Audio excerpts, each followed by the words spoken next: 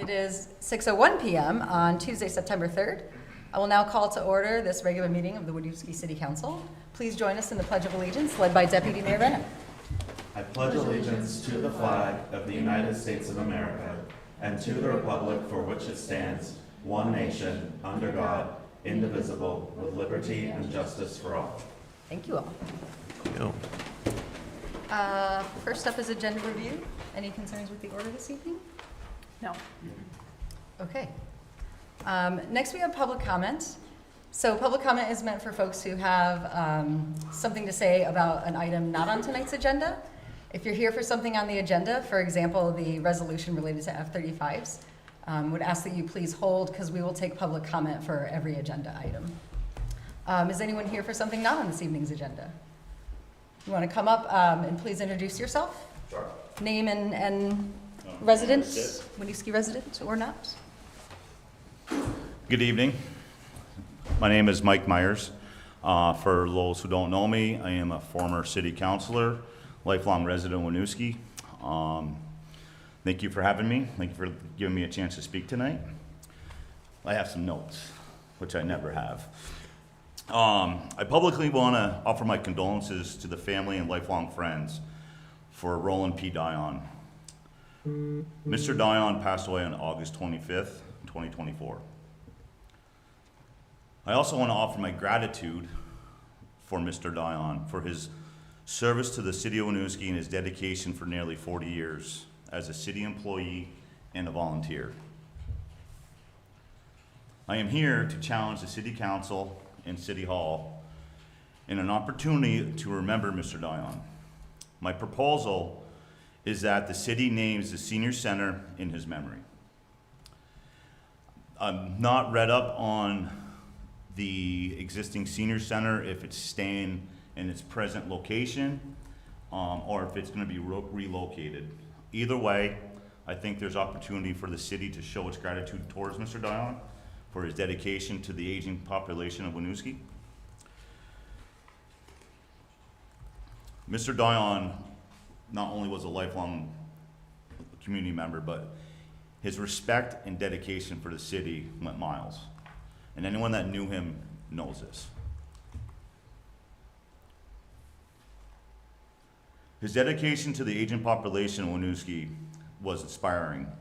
His everyday engagement in their lives, the caring and understanding, and the programs that he innovated in place truly made a difference in their lives every day. Roland Dion was the director of the Senior Center from 1979 to 2010. I might be off a year or two, but over 30 years, he touched the lives of every senior that utilized that space. And I know many, many people, past and present, that use that space, and their lives were impacted by that. They were just not forgotten about. They just didn't have to sit in their one room, especially the ones that didn't have any family, or had really nothing else going on after they were retired or if they were disabled. I think remembering the past of a city that's changing very rapidly is an important part of knowing where the city's gonna go as it builds its future. And this is one opportunity I think the city has in remembering someone that dedicated many, many years of service. And that's all I have. And I can be, I'm offering my service as a go-between, because the family does not know that I'm doing this, because it's so recent of a event that's happened. I wanted to give them some time to grieve. The funeral is on Friday. I'm not gonna mention it to them unless someone, for some reason, hears about what I'm doing today. I plan on revisiting it in a couple weeks, or if the city'd rather have me not do that and take it upon themselves, I offer that to them too. Thank you, Mike. Yep. Thank you for those kind words. Thank you. We had another comment back here. Please come up.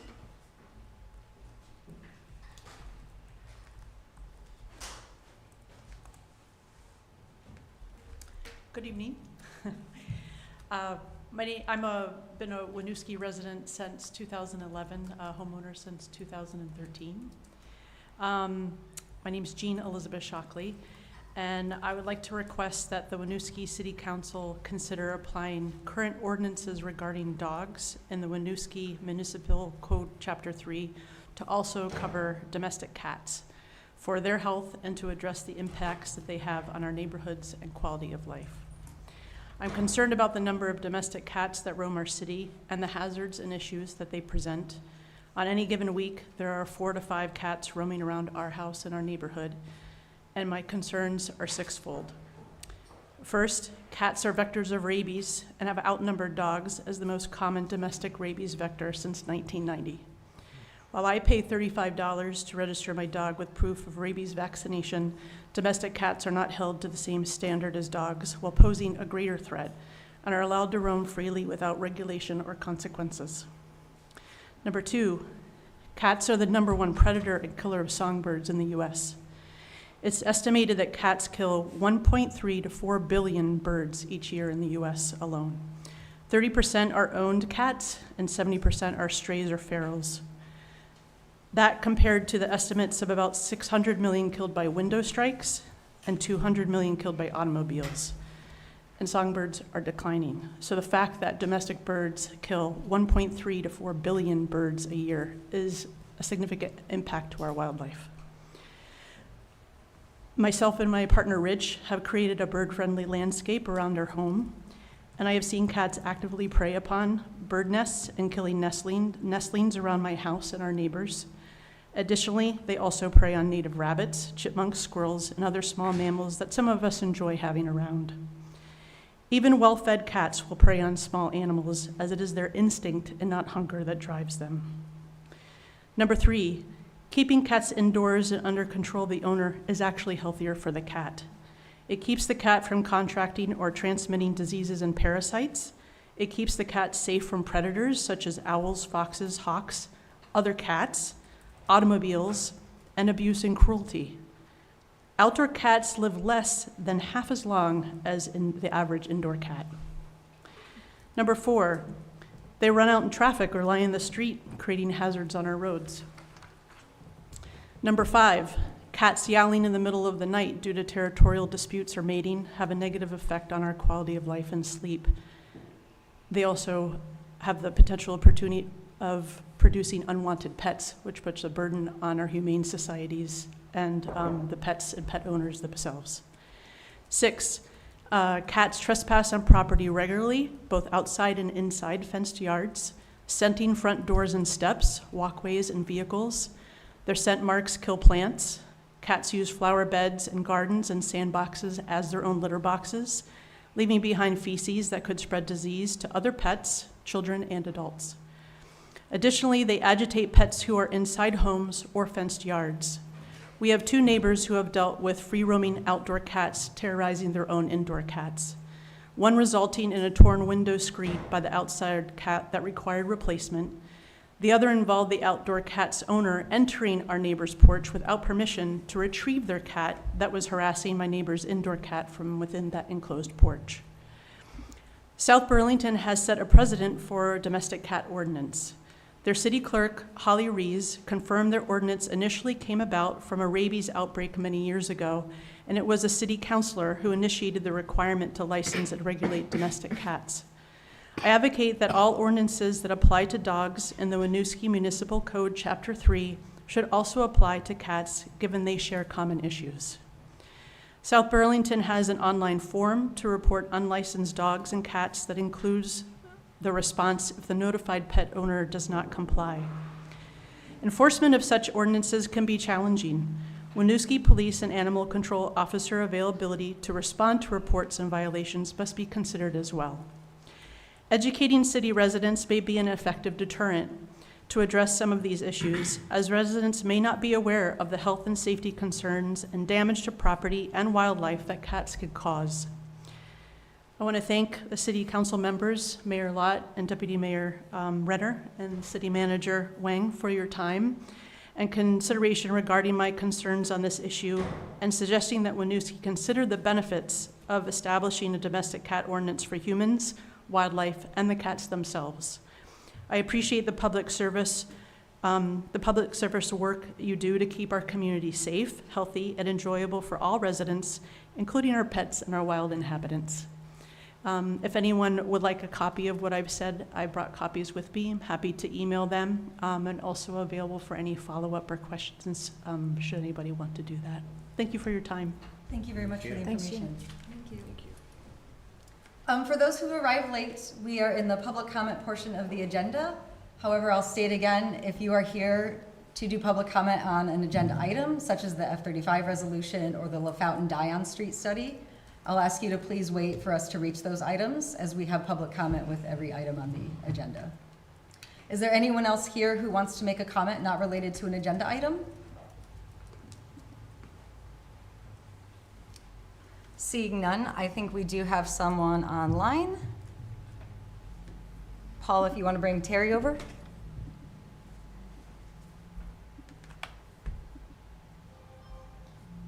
Hello? Hi, Terry, we can hear you. Welcome. Great. Hi, thanks. Thanks for taking my comment. I'm actually here to ask a question and to ask the city council if they could consider looking at some traffic calming measures for Weaver Street.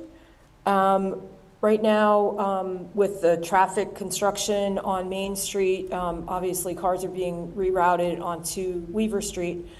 The intersection at Tigan is very, very dangerous to cross right now, and I walk up there a lot. I am having a difficult time as an adult crossing that intersection. I am a little bit concerned about how children are doing it. So that's the first thing I wanted to put on the radar of the council. Also, the intersection of Weaver and St. Peter Street near the church, every morning, the way that cars are parked, they're parked right up to the corner. There used to be, you can kind of see it's faded, there used to be a yellow stripe that sort of indicated where cars are not supposed to be parking, but cars are parking right up to that corner.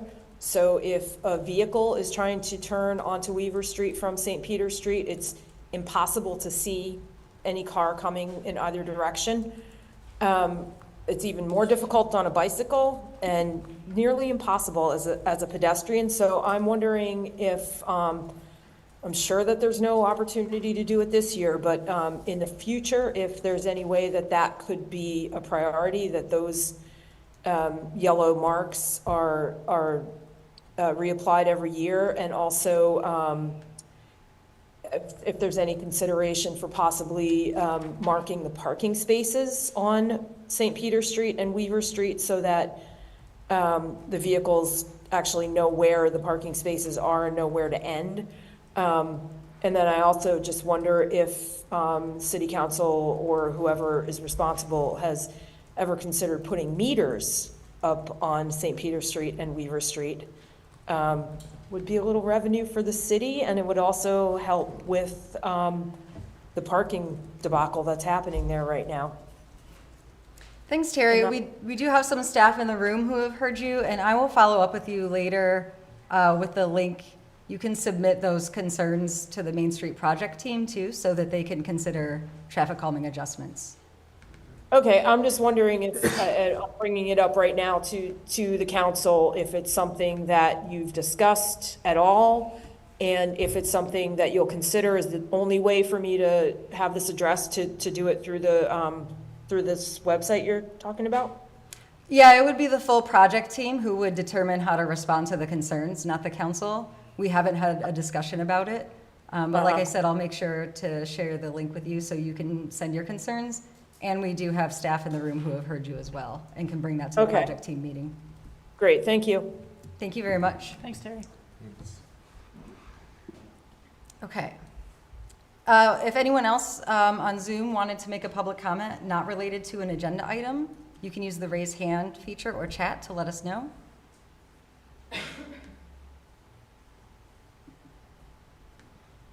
Okay.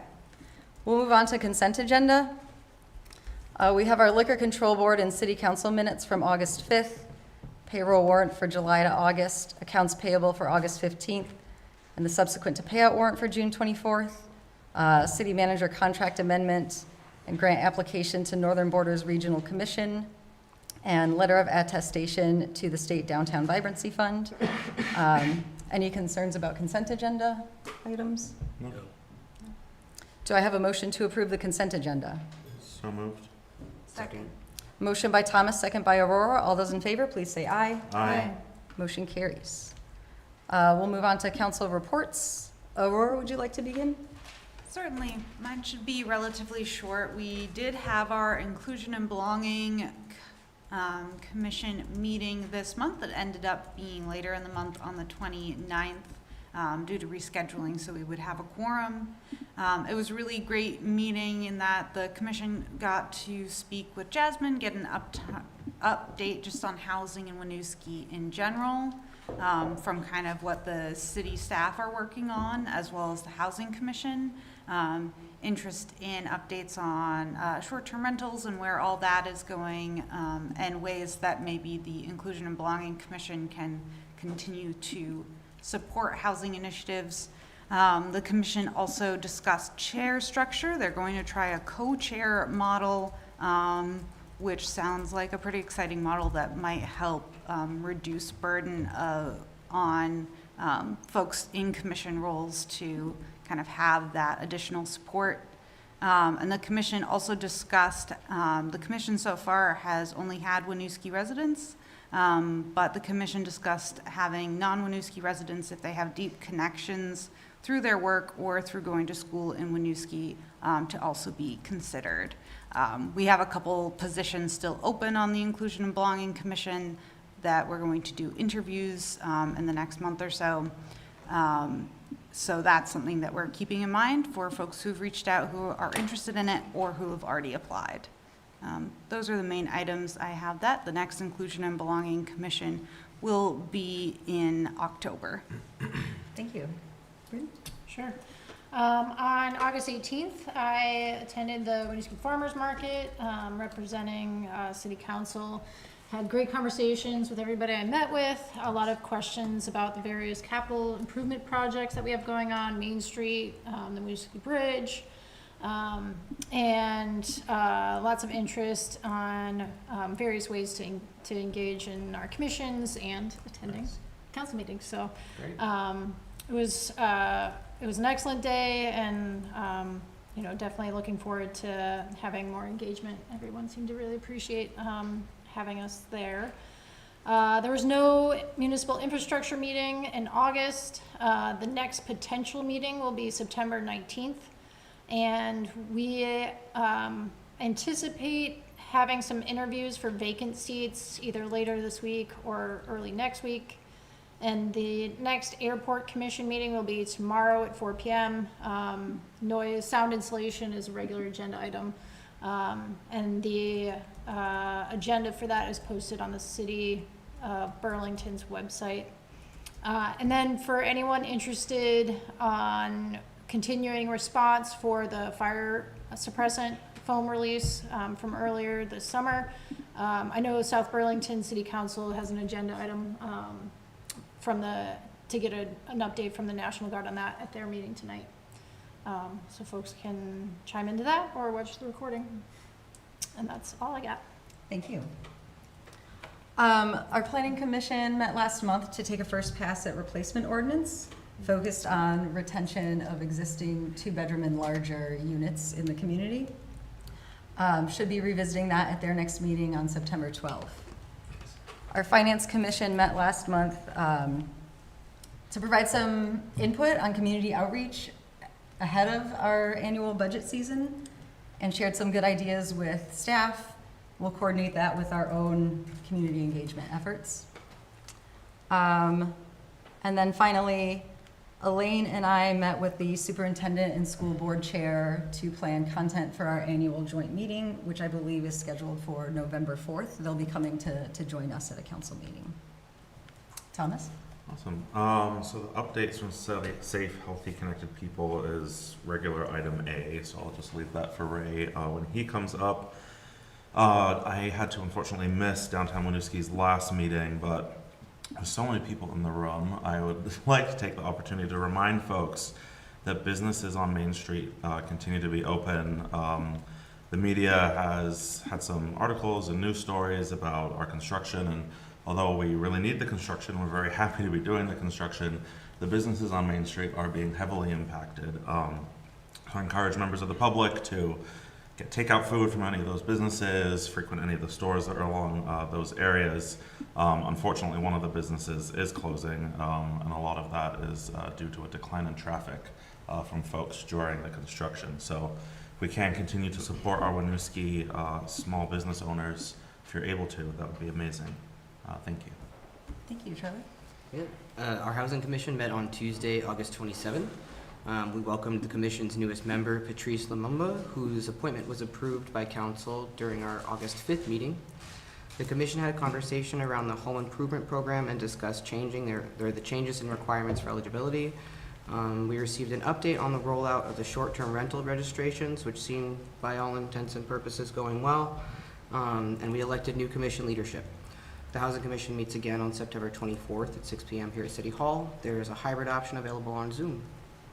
Thank you. We'll move to city updates. Elaine? Yes, there was a question in chat about which business on Main Street closed, and it is Wicked Wings, unfortunately. Folks probably know that McKee's closed a couple of weekends ago. So, city updates. Unfortunately, the Winooski Memorial Library has temporarily closed once again in response to additional environmental air testing as part of the process related to the sale of the O'Brien Community Center to the Champlain Housing Trust. Levels of tetrachloroethylene, also known as PCE, were found above indoor air quality standards, likely due to a dry cleaning business formerly located at the site. And while the levels are not high enough for a state-mandated shutdown, we've moved to providing limited library services at the O'Brien Community Center while we work with the Champlain Housing Trust to determine a plan of action going forward. For specific details and updates, please visit winooskivt.gov/library. And thank you for your continued patience at this time. While the second temporary closure of the library is difficult, we're still moving forward with the open house and community listening session on Tuesday, September 10th, 2024, from 4 to 7 p.m., now at the O'Brien Community Center main offices just next door from the library. If you haven't heard, we've partnered with the Champlain Housing Trust to redevelop the O'Brien Community Center and construct a new library for the community, an initiative that will vastly increase our existing space by nearly 4,000 square feet. Please do stop by during our open house to learn more about the project, provide feedback on the design process, and meet with stakeholders who will be present to answer questions. Last week, officials from the Vermont Department of Health sent out a press release strongly recommending people in towns at high risk for Eastern equine encephalitis, also known as EEE, to avoid spending time outdoors as much as possible between 6 p.m. and 6 a.m. to avoid mosquitoes that could carry the virus if going outdoors. If going outdoors, taking steps to prevent mosquito bites is essential. High-risk towns currently include Alberg, Burlington, Colchester, and Swanton. While Winooski isn't on that list, community members should keep an eye out for further updates and do use caution when traveling to high-risk areas and even when out and about in Winooski. The recommendations will be in place until the first hard frost kills mosquitoes. For more information, visit healthvermont.gov/EE or EEE. And finally, on a more positive note, please join me in congratulating City Clerk Jenny Willingham for earning her Certified Vermont Clerk designation from the Vermont Municipal Clerks and Treasurers Association. The certification requires both basic and continuing education, as well as a track record of experience and professional service. Those with the CVC designation have demonstrated a commitment to the profession and to serving their communities. Please join us in congratulating Jenny on achieving this distinction. Congratulations, Jenny.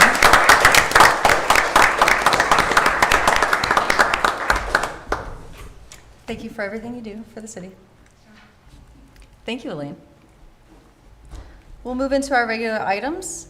First up is on for discussion approval, Safe, Healthy, Connected People Commission appointments. Hello. Hello, Ray. And I believe Marielle is on Zoom. Paul's going to bring her over. But yeah, excited to bring two potential appointees forward. both Chief Huizenga and myself were able to interview both candidates. Deputy Mayor Renner was there for one of the two, but both really strong candidates that I think bring a lot of great skills and community connections to the table for the Safe, Healthy, Connected People Commission. So if both appointees go through, we would have one remaining alternate seat.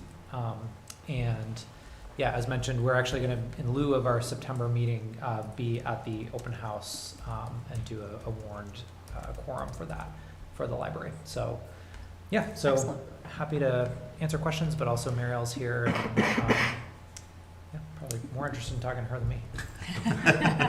Marielle, is there anything you want to say? Introduction or a little bit about your interest, background? Sure. Hi, everyone. Marielle Matthews, use she, they pronouns. I work for the Winooski Partnership for Prevention and care a lot about the safety and health of Winooskians and do that work in my normal day-to-day. And I'm really excited to just get more into it, keep collaborating, and find ways that I can bring more value to the city. So thank you for the opportunity. Thank you for volunteering. I can see some great benefits to what you can bring to the group. Are there any questions from council? No, I'll just add, I think that we all recognize both of the names that are being proposed, but they are both two people who have dedicated themselves to the community for many years. So I was really happy when Ray told me they were the folks who had applied. Any questions from members of the public? Do I have a motion to approve these two appointments to Safe, Healthy, Connected People? So moved. Second. Motion by Aurora, second by Charlie. All those in favor, please say aye. Aye. Motion carries. Thank you, Marielle. Thank you, Awesome. Ray. Thank you, yeah. Okay. Up next is our resolution. It's a resolution related to requesting Vermont's congressional delegation request the Secretary of the United States Air Force replace the current F-35 mission with one that causes no harmful noise to people living around the airport and one that is fully compatible with residential neighborhoods. So this resolution that's on this evening is fairly similar to one recently adopted in Burlington that was community generated and distributed to these towns, us and the other towns in the noise impact area. Should council choose to adopt the resolution, we would then forward it on to Senators Welch and Sanders and Representative Ballant. I've included here just a link to other history about actions the community has taken opposed to the basing, and a note that we have 1,300 housing units and 43% of our population located in the 65 plus decibel noise impact zone. I should have put in here too that these numbers are from when the noise map was released. Could be a little higher given development since then. So I would open it up first to council for any questions or comments. I did appreciate that this acknowledged the previous work that Winooski has done, both the Winooski City Council and Winooski residents and the city itself, to try and get the F-35s either rebased and get a new mission in the past. So I did appreciate that acknowledgement. I'm overall in favor of it. I have like one little wordsmithy thing, which I know that this went, so, which leads to my question. This went through our lawyer. Is there would adding any additional wording send it back and kind of delay it, or if it's minor enough? I don't think so. What is the thing you want to change?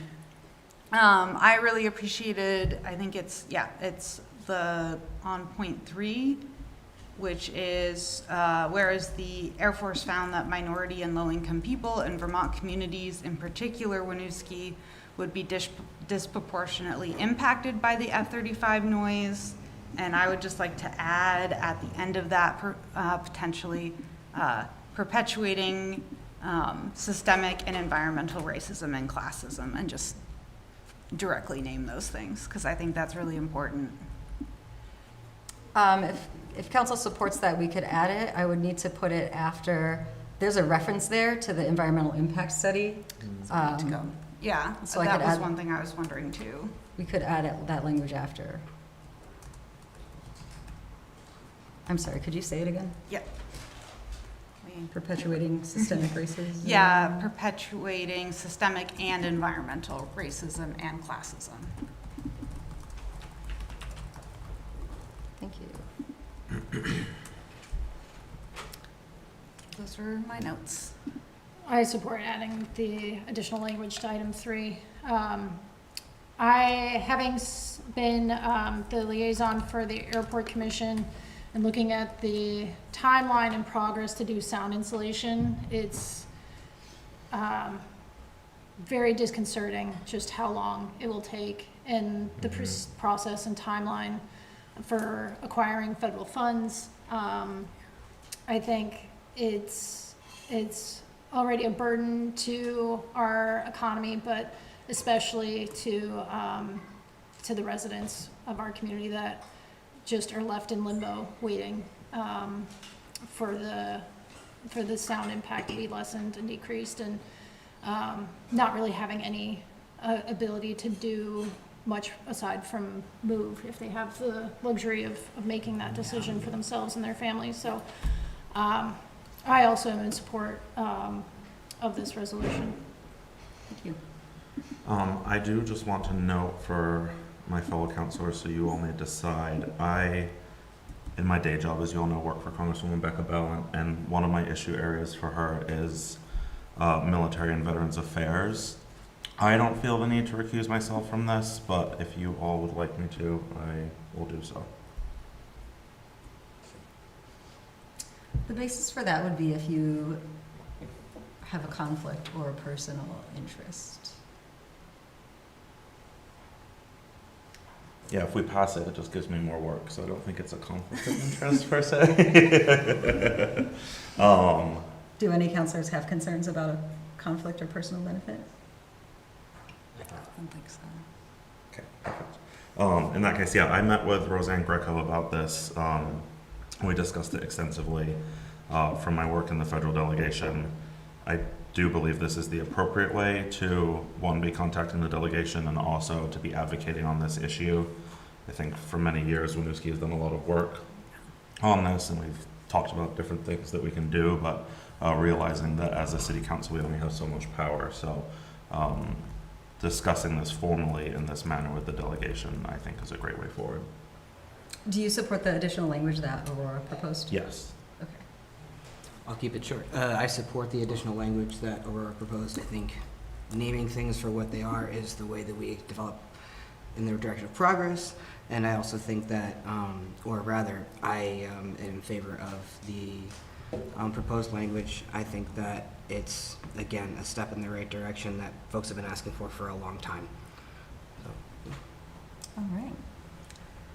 Hearing general support, let's open it up to public comments. If this is a topic that you would like to make a comment on, we'll invite you to come up to the speakers, introduce yourself. You arrived first, so please, by all means.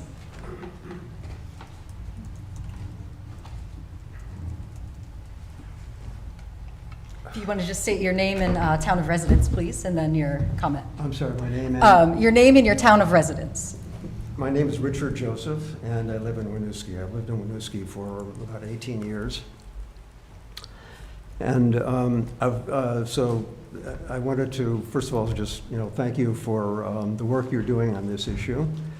I strongly support this resolution, very strongly support this resolution, because I think it's a much-needed, very important first step in securing a more appropriate mission for the Guard. Many of you probably know the work of Dr. Peter Bingham at UVM. He's Vermont's highest authority on children's brain health. He has made it clear that F-35 noise is neurotoxic. It's damaging our children. To me, this is an extremely serious issue. So a new mission for the Guard is proposed in the resolution. This would be a mission that is compatible with the health of a residential community, and that could possibly bring more jobs. This would ensure the long-term success of the Guard while protecting our children. So I urge strongly urge you to vote on the resolution, and thank you very much. Thank you very much, Thank you. Richard. Anyone else in the audience that wishes to speak? Come right on up.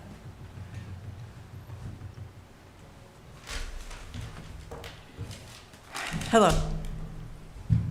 First, I want to thank you for your service. I know it's not easy. There are opinions, they're a dime a dozen, and I'm sure you get a lot of flack. I appreciate your work and even taking this in front of you to discuss. Thank you. Sorry, could you introduce yourself, please? Name and Yes, time my of name residence. is Jean Bluto Saisani. I bought a home here in Winooski in 2011. I worked for 27 years with Vermont State Housing Authority, and I know the inside of nearly every rental property that belongs in the city, and worked closely with Erica, Ray, and John Audi. So they know me well. The reason I'm here tonight is Richard stole a little of my thunder. I was going to talk about Dr. Peter Brigham, who is the chief of the Division of Pediatric Neurology, and there's video out on his beliefs and why he believes so. He's Harvard educated and also went to Columbia. But beyond that, I'm the person, a name with a face is always nice. I'm the person who's been bugging you with the video from the testimony of Lloyd Austin, saying that only 29% of the fleet is mission capable. And Matt Gates, not my favorite representative, but said that it was at $100 million a piece, an expensive paper where I don't really care about Pentagon spending. It's not that we're going to change that, but I know that planes crash on takeoff and landing, and I worry about Winooski. So I guess what I want to say is that I fully support this resolution. I think 11 of 12 supported it in Burlington, and I hope you'll consider it. Thank you. Thank you, Jean. Thank you. Anyone else wish to make a comment? If you're attending via Zoom, you can use the raise hand feature or the chat if you wish to make a comment on this item.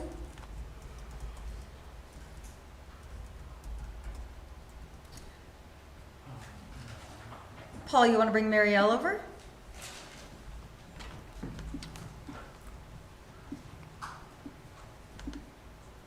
Hi, can you all hear me? You're back. Welcome. I'm back. Yeah, I was also excited to see this resolution on the agenda for tonight.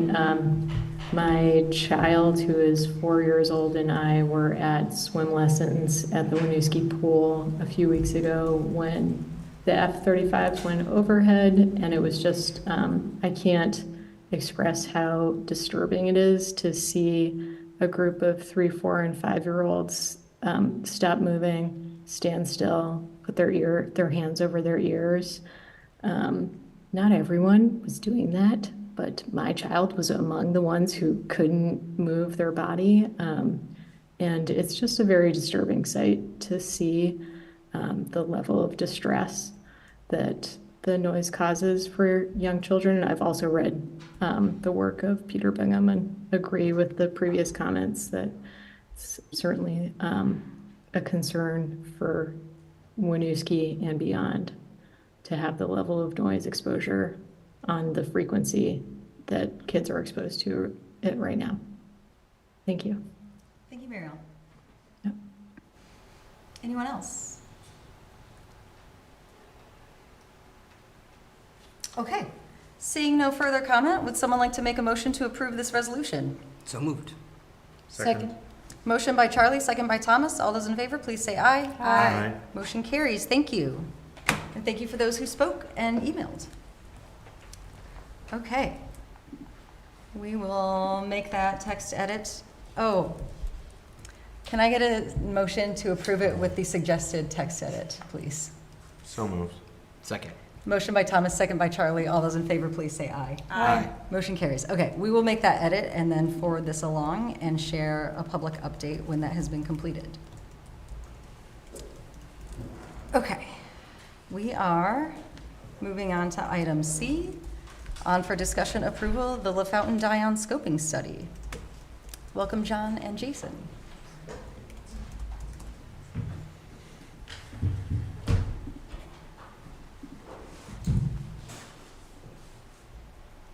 So I'm gonna share my screen quick.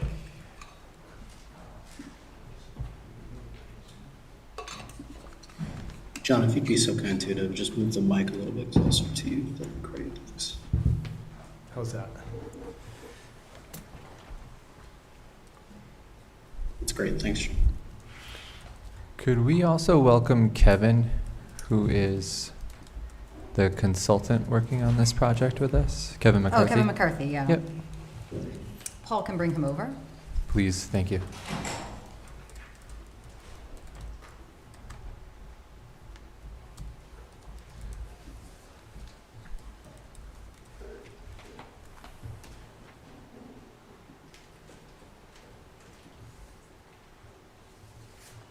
Let me just get this in presentation mode.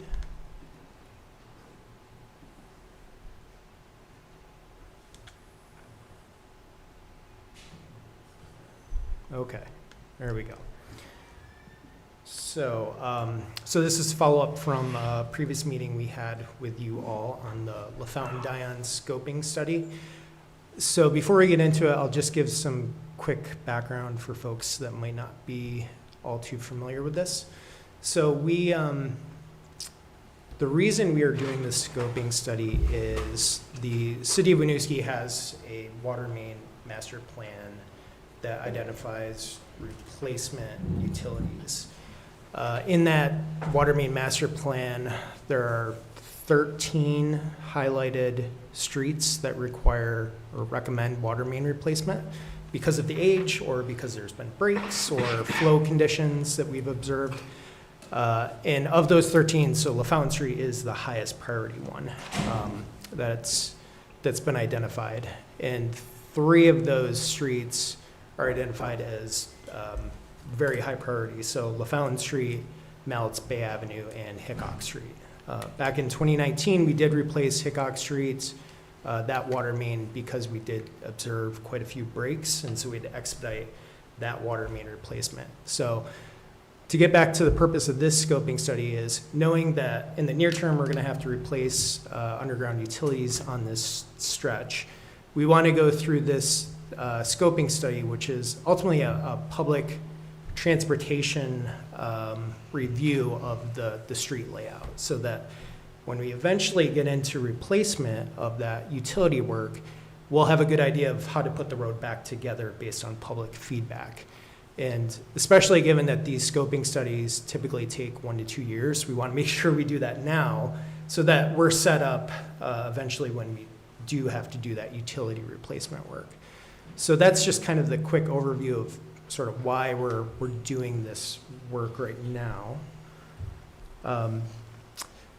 And to give you a sort of a framework of how we've done this scoping study is back in January 2022, we applied for what's called a unified work plan it's UPWP. It's our work program. It's our annual work program. It'd be great if you knew the acronym, but please don't try to think that to your memory. It always trips me up. So there's an annual grant that the Chittenden County Regional Planning folks put out. Jason is obviously part of that group. So we applied back in 2022. It's a 80% funded grant. So it's a great opportunity to do these scoping studies, get the public feedback we need so that we're ready when we do decide to do this work. So through that program, we got a lot of horsepower and Jason from RPC, and they selected WSP as the transportation consultant to help us with that work. So Kevin McCarthy is the transportation engineer, and Annabelle Daly, who did a lot of the outreach help. So we've started this process. Actually, let me get the agenda. So I'll cover study recap, and then I'll hand it off to Kevin once we get into the alternatives development discussion.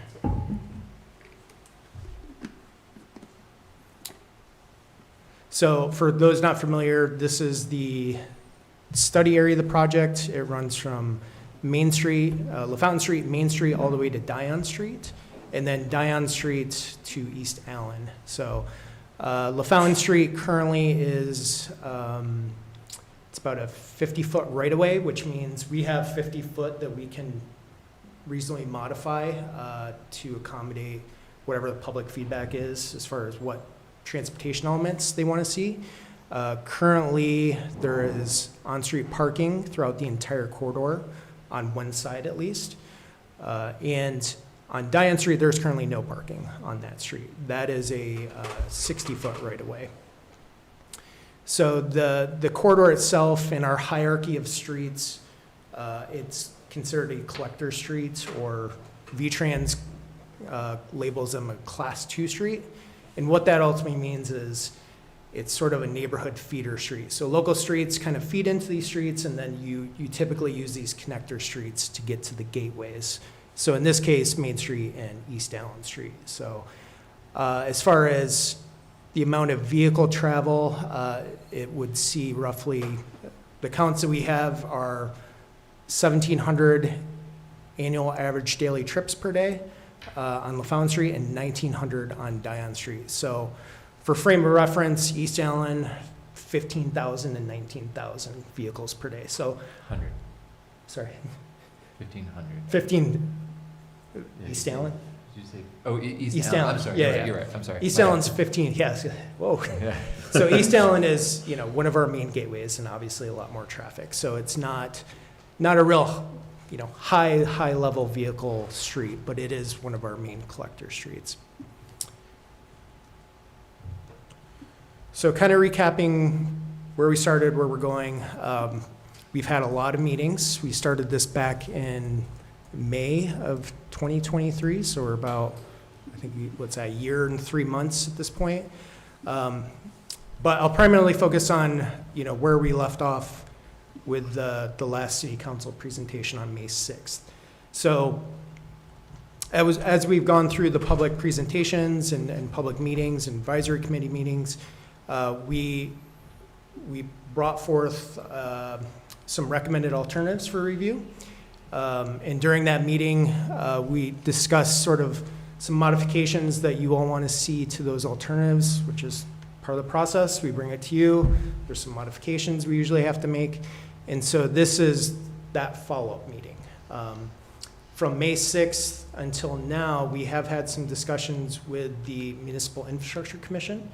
So that group has acted as the advisory committee on this project and has really helped us find compromise and determine sort of what alternatives we bring forward to you all. So I do want to show that so May 6th we had a follow-up, and we had some discussion about the revised alternatives to bring forward after the council meeting. And we'll get into some of those revisions later on. And then on the July 18th meeting that we had another follow-up, we discussed a specific alternative to bring forward to council, which is, we identify as alternative 4, which was brought to you all that had no parking. And the Infrastructure Commission voted to bring forward a revised alternative 4, which was actually the original alternative 4 that includes parking for the first block from Main Street to LeClaire Street. So that's one of the alternatives you'll see as part of this review. Just a quick clarification, you look at these slides so many times, you can't see anything that's wrong. But of course, you get up here and you do. Those 2 Municipal Infrastructure Commission meetings, those took place in 2024. Yeah. Thank you. Not 2023. Yeah. So I'll cover this and then I'll kick it over to Kevin to run through these alternatives. So we're bringing to you 2 revised alternatives for the long-term review, or long-term option. So this is what we would potentially build. And Kevin will also go through sort of the short-term alternative. That's, if we were to resurface or potentially do this between now and the very costly capital project, that's what we consider sort of the short-term option. So alternative 4 is, as I mentioned, that was voted on by the Infrastructure Commission to bring forward This was the original alternative 4 that retained some parking on the first block between Main and Leclerc on Lafountain. And then alternative 4D adds some additional parking. So there'd be on-street parking from Main Street to Franklin Street. And what you see is I provided a memo with some background on why we selected those streets based on our parking counts. So I think with that, Kevin, or I can pause quick on a background if you have any questions before we get into it. Okay. So yeah, with that, Kevin, can you go through the revised alternatives? Of course. If you want to flip to the next slide. So this is the alternative 4 that we developed with community feedback and was voted on by the Municipal Infrastructure Committee.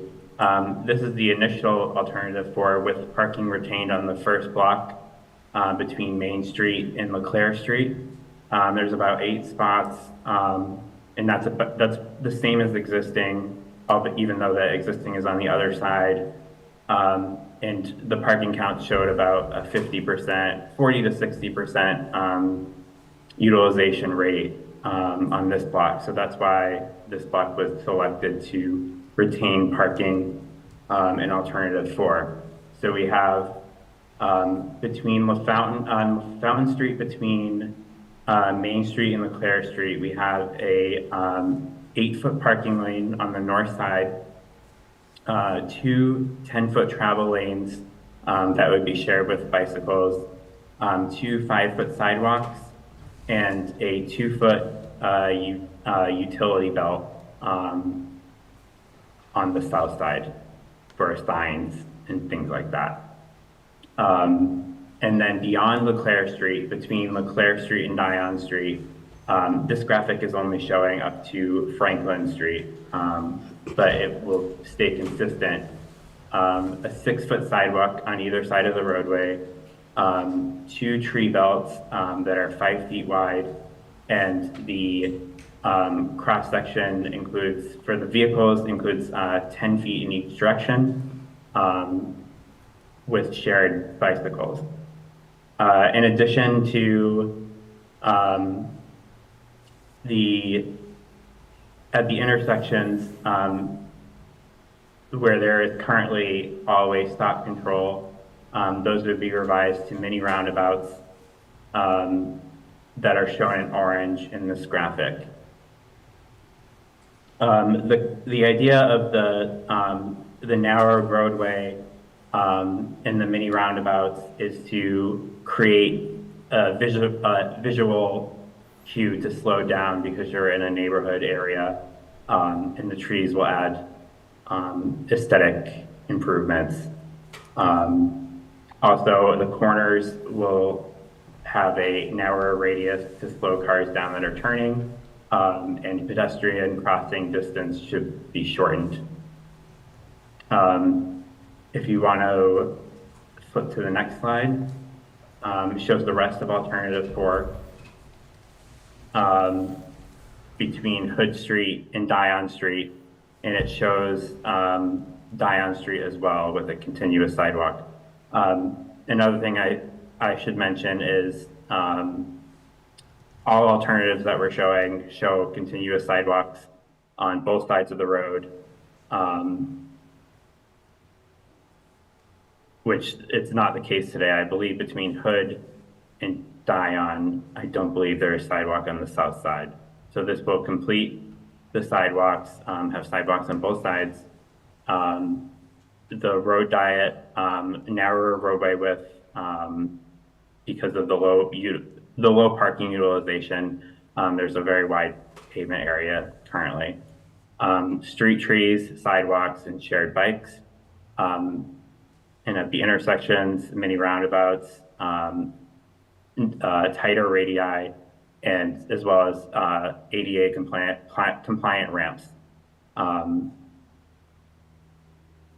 Dion, we're looking at a 6-foot sidewalk on the west side connecting all the way from Lafountain Street to East Allen Street, a 5-foot tree belt, and 2 10-foot travel lanes in each direction, which currently it's about a 13-foot travel lane in each direction, so it would be a bit narrower. So that was our initial proposal, and then as John mentioned, City Council expressed some concerns with eliminating this much parking. So the city actually developed, if you want to slip to the next slide. Before you do that, I just want to highlight something that I don't know if you touched upon it, but in each of these slides, the current roadway edge is delineated in the cross-section below by the blue vertical dotted lines. So if you're interested in what the existing pavement width is taking up on the street, those are your kind of guideposts.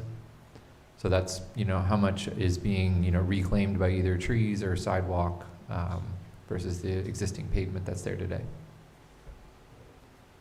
Yes, thank you. The blue dotted line is curb to curb, basic, in the existing. So, like just inside of the trees on the left, the Leclerc to Dion figure, or just outside of the trees, is where the existing sidewalk is today, the curb.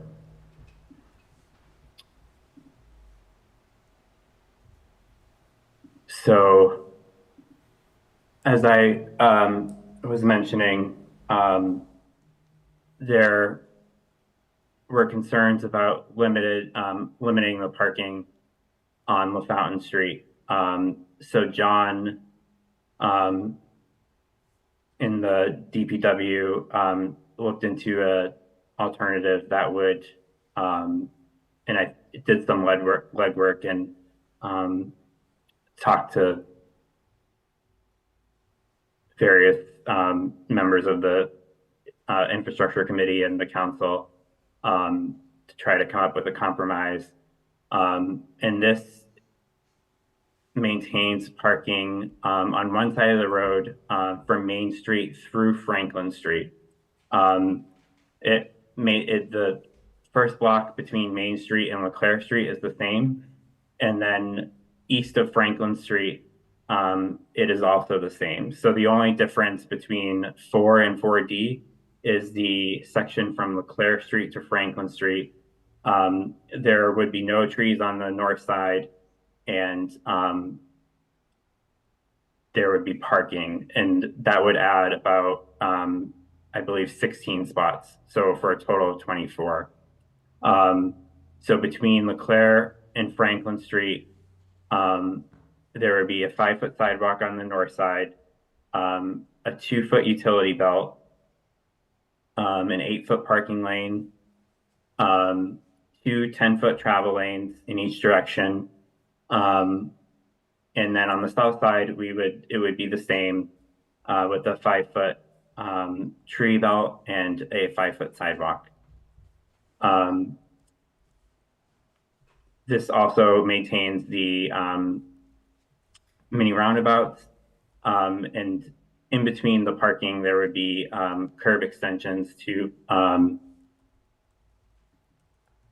narrow the roadway and make it visually appear narrower to prevent speeding to the extent possible, and to give more area to the sidewalk. If you want to go to the next slide.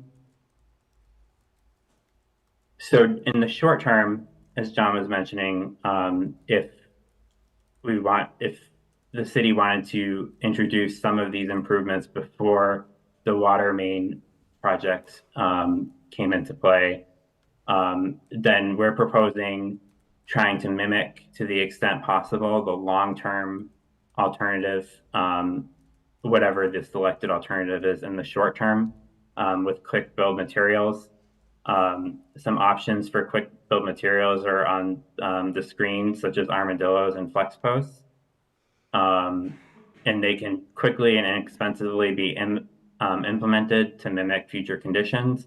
and they can be combined with paint. Paint alone doesn't work very well because it fades, but the delineators can really make a difference and physically separate the space or physically narrow the space in this case.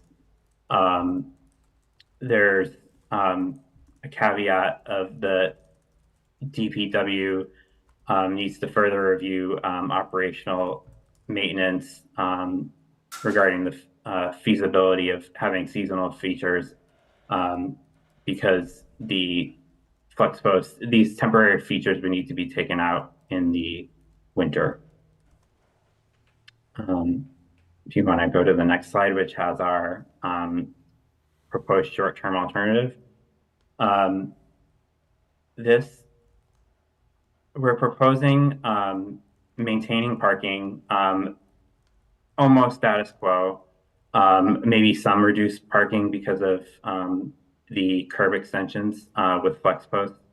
But here we're showing 2 10-foot travel lanes in each direction, a 7.5 to 8-foot parking lane on the north side that is delineated. And on the south side, we're proposing a marked shoulder with paint and flex posts on the departure and approach legs of each intersection. And yes, the flex post will act as curb extensions on either end to frame the parking on either end and to daylight the crosswalks. Daylighting means, if you're not familiar, having space between a parked car and a pedestrian crossing to make sure that approaching vehicles can see and not be blocked by a parked car. So this would incorporate the narrow travel lanes to hopefully slow down traffic. One thing I didn't mention in the long-term alternatives, which is the feature of both of them, is none of these alternatives include a marked center line, no double yellow center line.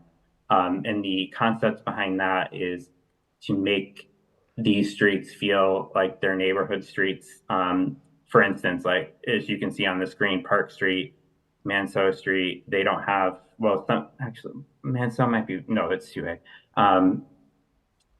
They don't have double yellow center lines, so people know that they're on a neighborhood street and they can't just fly down it. So it's sort of a mental marker of you're on a neighborhood street.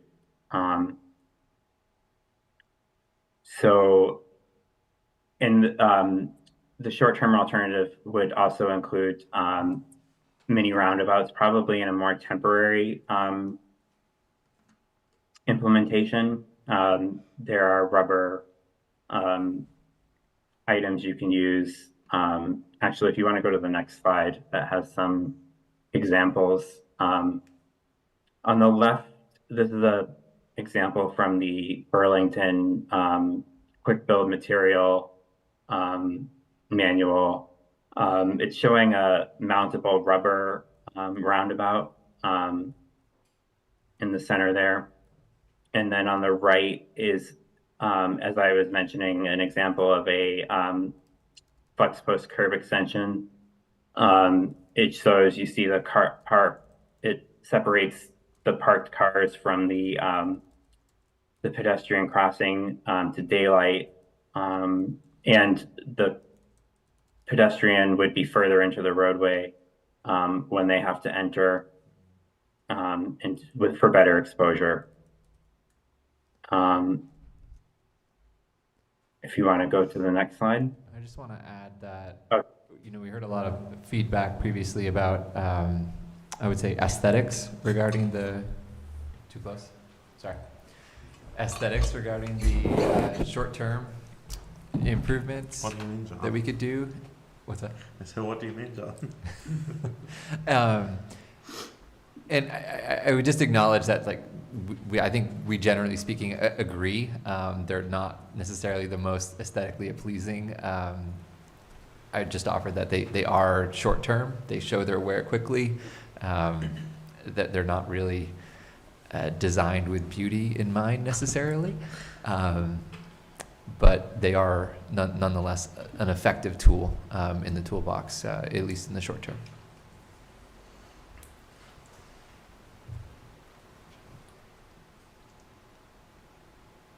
So this slide is basically demonstrating earlier in the project, after public meetings, we developed the purpose and needs of the project.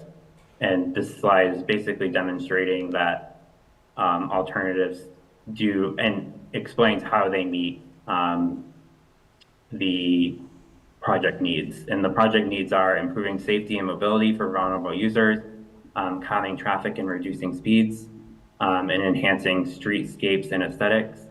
For example, for calming traffic, the reduced roadway width in all the alternatives, and the mini roundabouts to interrupt the long straight corridor.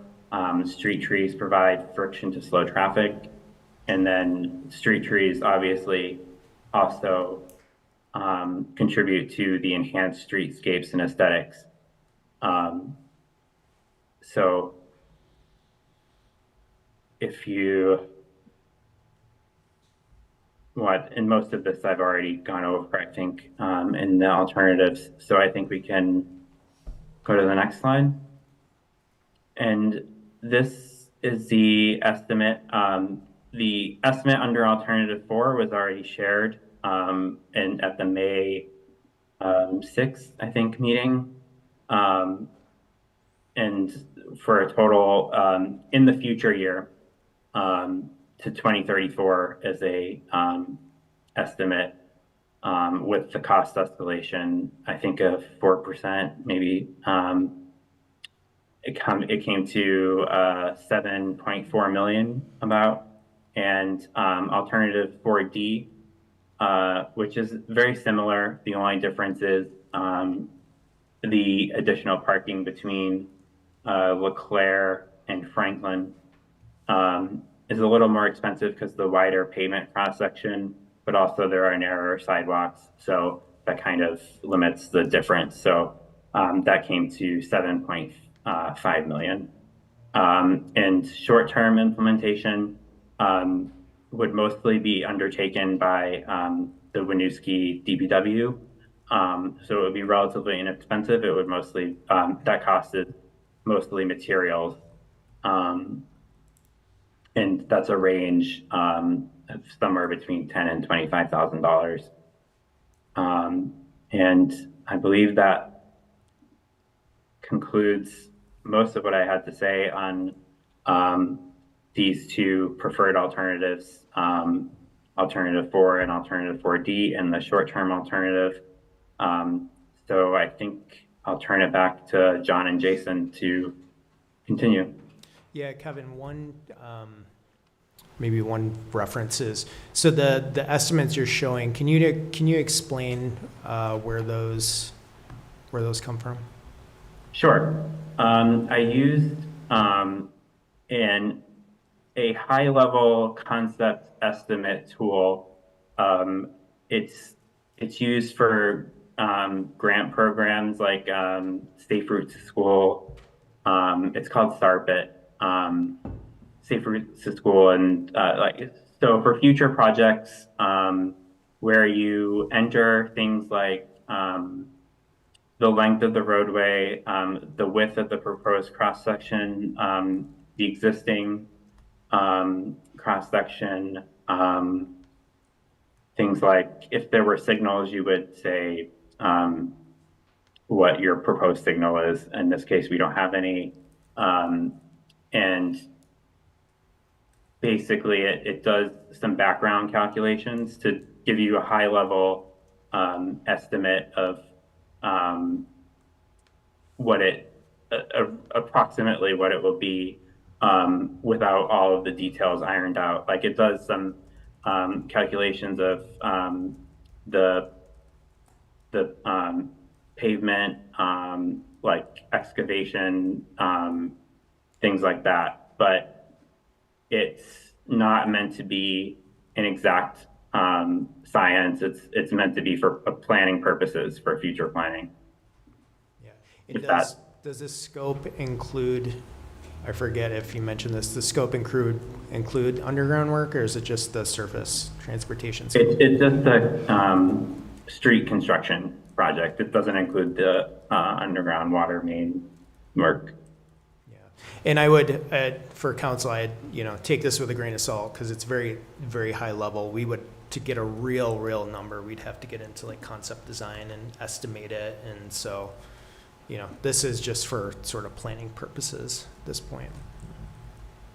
Yeah, the tool spits out a number, which I put here, but we really could probably say like 7.5 for both. I would think is probably a rounder number. I wouldn't get too caught up with the specificity of those numbers.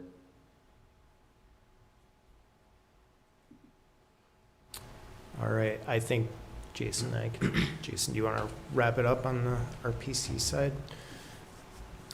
Well, that's it for the presentation.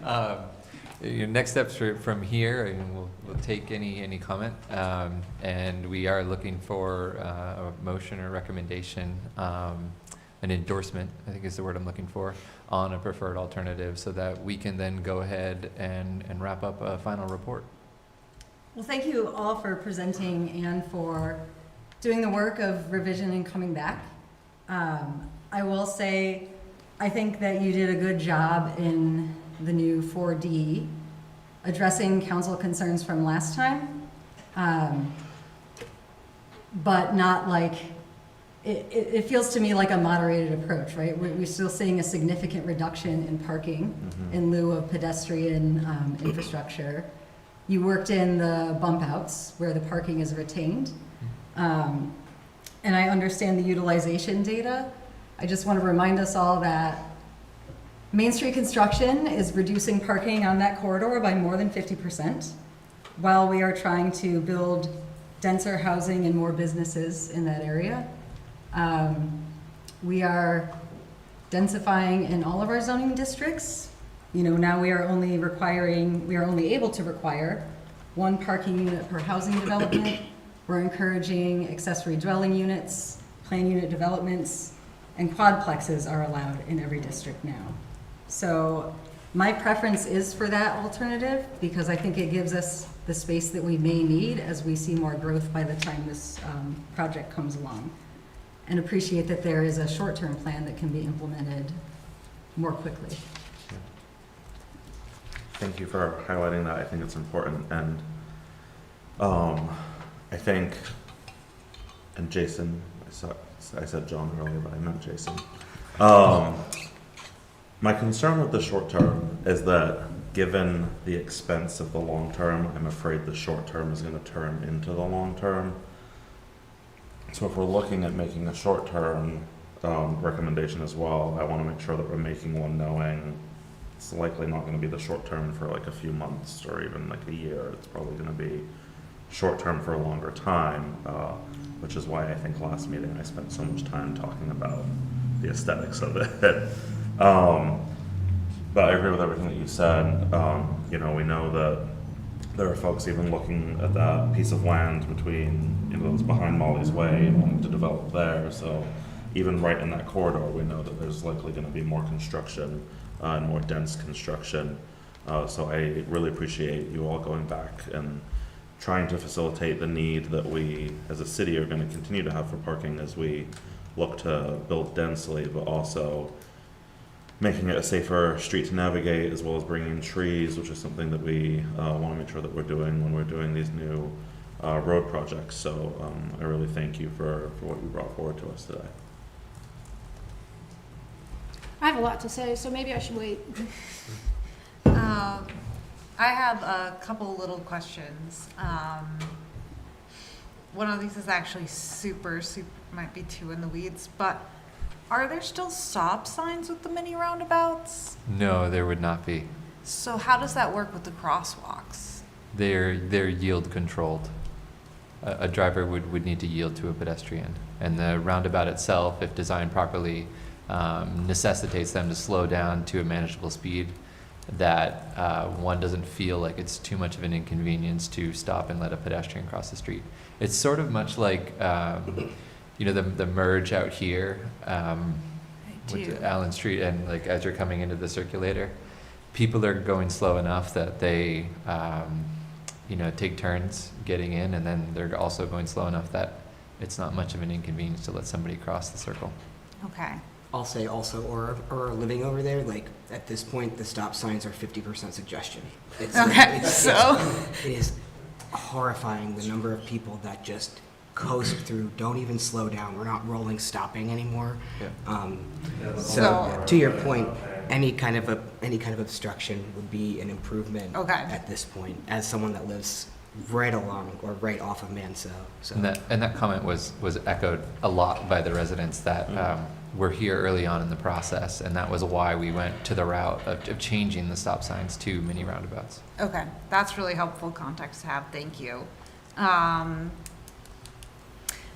The one question I have with 4D is, why did you decide to keep it all on, the parking all on one side and not like alternate between trees and parking in the section that? So there's still some leeway there. Like once we actually get into like a concept side design, if that is selected, that may shift. But the reason we looked at it, one side is kind of keeping the curbs more lined. So operationally, it's nice to have our plow drivers have straight curbs and we're not moving the center line sort of around. That's one reason. The other reason is we did look at sort of the existing curb cuts, and we were trying to get as many parking spaces as we possibly could so that the side we're showing was able to hold more parking spaces because the curb cuts were laid out in such a way. Gotcha. That is also helpful context. Yeah, because I was just wondering, again, thinking about like the equity for the homeowners too, like who's on which side. Those were the main things I wanted to keep in mind. I know the upkeep of trees can be expensive, but is really meaningful as we enter further into climate change, but also very much balancing this need for our housing density. So right now, alternative 4D is my preference. And I appreciated the additional context, John, that you put in your memo around like the other end, which is close to the armory and stuff like that, and how we do have some additional parking that could potentially be used there. So I do appreciate those additional details, because those are things I was thinking about, especially when 4D ends at Franklin. So thank you for those details. Charlie, did you want to add anything? No. I'll echo you and Thomas. I think it's a good compromise based on the notes that we had last time. I've definitely been better educated about the benefit of street trees, but I do think that Christine's point about we're trying to densify in the city, while I would like to see fewer cars on our roads, we don't have an alternative right now. We don't have, like, GMT is actively making really hard decisions about cutting routes, so we can't tie workers' hands as far as getting to work. That's kind of my stance on where I was coming from, talking about the need for, particularly next to Main Street, there being some street parking left on the plan. So, yeah, that's my 2 cents. And I just want to add, because Councilor Hurd brought it up, the armory is being decommissioned by the Guard, and I think we're hoping, and it will likely become housing, which will also increase the parking needs in that area. So I am for alternate 4, which maintains parking from Main Street to Lafountain, reflecting The parking study numbers at peak levels, weekday and weekend data. In John's memo, the surveys also indicate the parking management from 2022, recent, also indicates that there's ample parking on spur roads. It allows for the preferred tree belt on both sides of the road. While the high-level estimate is an estimate, it does indicate that there may be cost savings for the overall city to have street trees on both sides of the road. Not only that, but it, as John memo notes, it helps meet stormwater goals, another environmental aspect that is identified in our master plan. We have parking really benefits limited few that have vehicles, whereas we have some of the lowest car ownership compared to our per capita, and that has been demonstrated through various studies. Street trees also reduce the heat island effect, which we know we're continuing to break records annually on excessive heat levels. It also allows for snow collection, which is an ongoing difficulty and complaint that we hear at DPW and in council pretty much every winter, of cleaning, adequate cleaning of the sidewalks. So having that tree belt will help with snow storage. So this also provides a more reasoned approach that the advisory committee, municipal infrastructure, voted unanimously on in July to have council reconsider. Once they heard that it was going from nothing, the initial proposal of having street trees along the entire corridor, to even increasing from Main Street to Lafountain, there was a great deal of shock and concern from the infrastructure committee commission that council was not hearing them and not responding to the requests. In terms of short term, I also had a terrifying experience this past Sunday where I nearly was T-boned crossing Lafountain from Franken Street.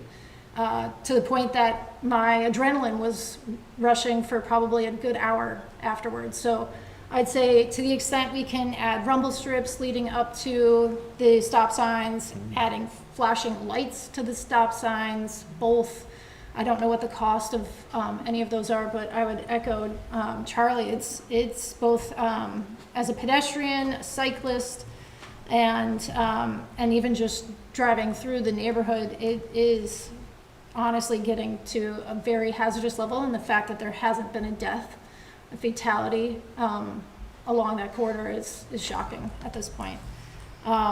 So I advocate strongly for alternate 4 for all the reasons stated.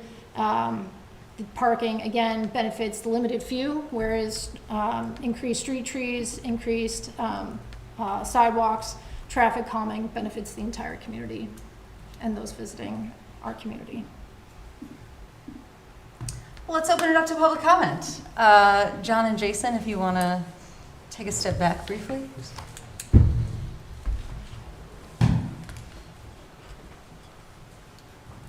Please come right up, introduce yourself, name and town of residence, and make your statement. Winooski resident. Curious, we have a street tree plan proposed. Are we losing any trees in this project? If so, do we have an account? Because certainly on the Main Street project, not only did we lose street trees that were in the park lawn, but we lost trees that were outside the park lawn, probably in the right of way, but still outside. I do understand that mature trees age out and we might want to start over again, but you know, new street trees and creating heat bubble protection, that can be decades away and very expensive to plant trees that we don't maintain. But I do endorse trees, but the simple question is, how many are we losing? Will we lose any? Do we have that count? It's rhetorical, you might not. Life cycle and resiliency of plastic pylons, it's pretty short. So I'm in the solid waste industry. I'm tired of picking them up, sending them to the landfill. So I don't endorse that. I've lived in communities where we have speed control of flashing cameras and issues tickets. So I'm concerned about how we push our snow around when we have big storms, and putting plastic pylons in short-term or long-term, or rubber mini roundabouts. The guys who drive our plow trucks, I'm a taxpayer. We have been beaten in this community with our infrastructure projects. I'll vote for a sewage treatment plant project.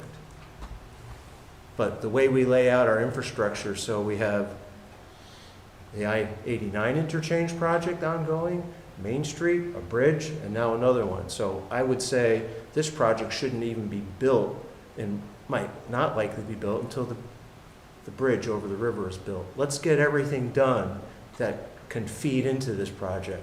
I didn't hear a reference to stormwater, so I'm presuming that there's no stormwater upgrade, like no new conduit, that it's just a road project built upon a need for city sewer upgrade.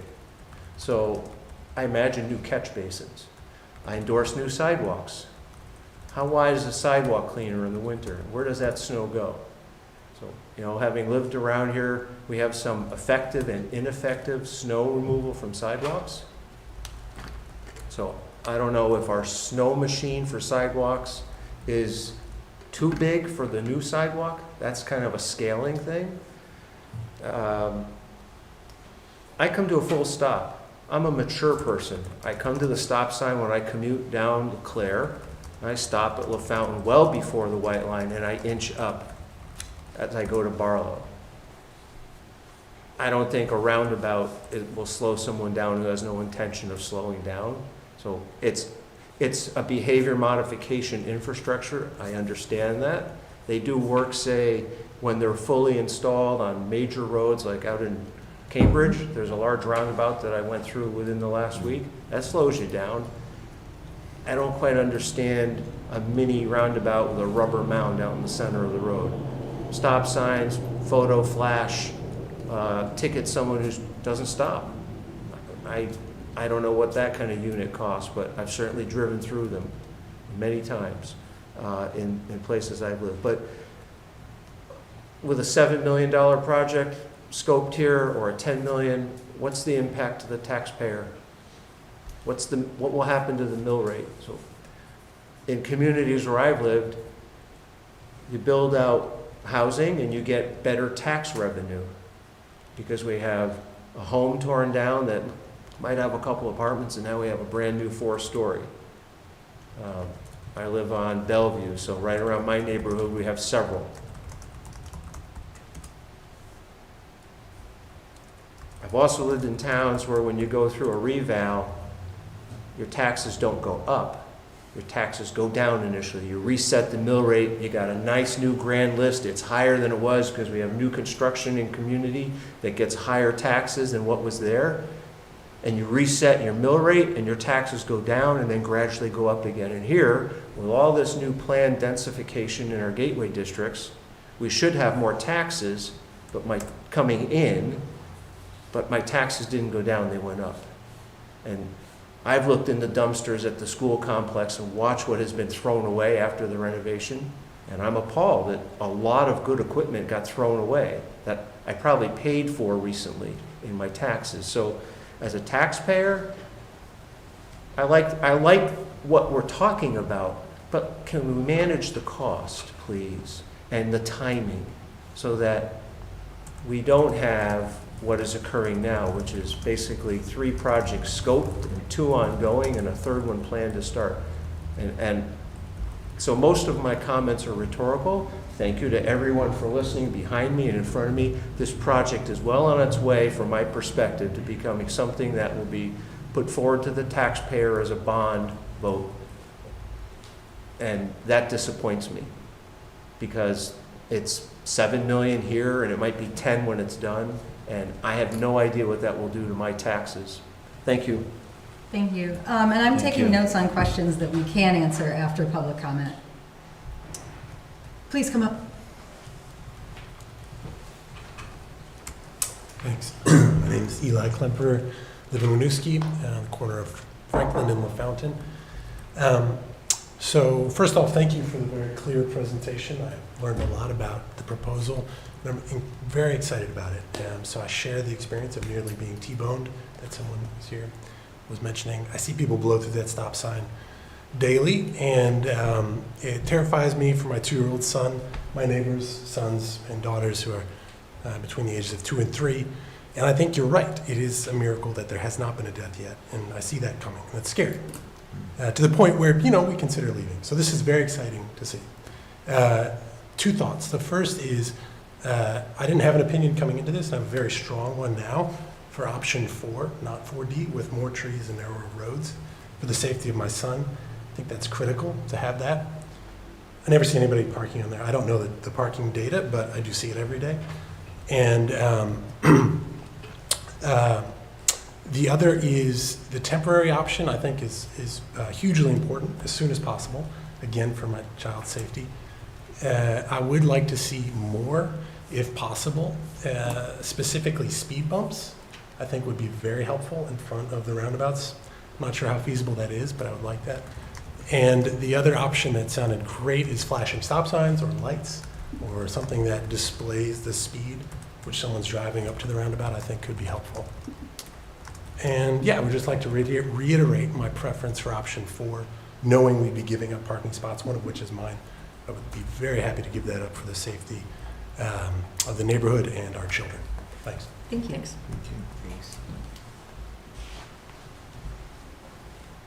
Would anyone else like to make a comment?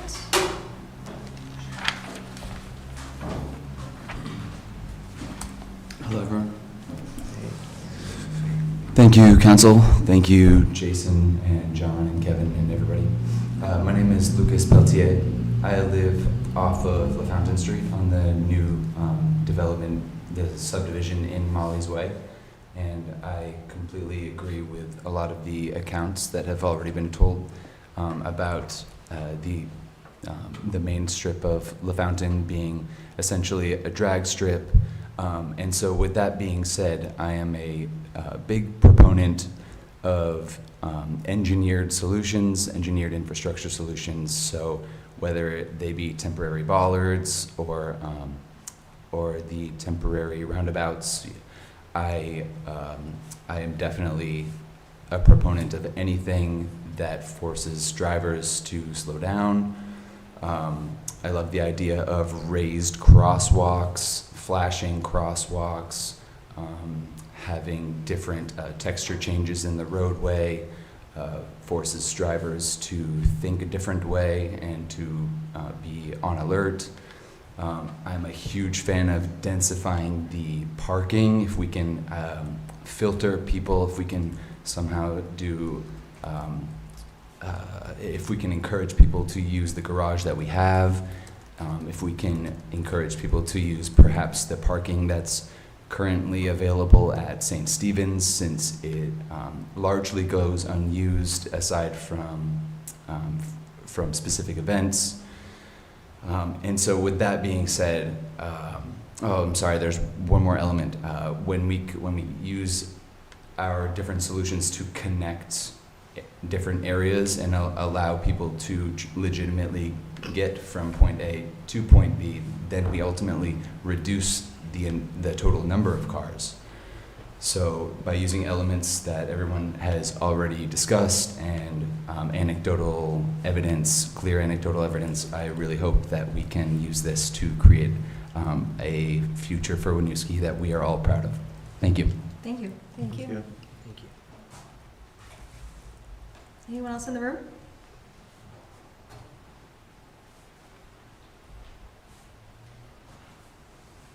Hi, my name's Peter Barco. I live on Franklin Street in Winooski. Eli's my neighbor. I've seen a couple of you walking around town too. I don't have a lot to say, so I can keep it brief because I think Eli basically said everything that I would like to say, but I would agree. I think proposal 4 makes the most sense to me. And I guess the only thing I would just iterate that I think Eli said it, but he said it kind of briefly, is I know we're trying to densify and plan for future needs and all that kind of stuff, and I appreciate that you guys have a lot of constituencies to sort of keep at bay in this. But I don't think I've ever seen more than 1 or 2 cars, honestly, parked along that stretch of Lafountain between the Winooski between the Franklin Street intersection and, what would that be? That would be Leclerc, I guess, down at the other end. Yeah, right. So he's fine with it. But I don't know, I guess I'm just sort of skeptical of the need for a ton of parking on that street. At the end of the day, I'd much rather have the safety in the neighborhood than mitigate some parking concern that I would guess as we densify, a landlord can probably plan for in his own kind of zoning application for a building there or something. So that's it. Thank you for your time. I appreciate the process and all the time that went into the project too. Thanks. Thanks. Anyone else? Please come up.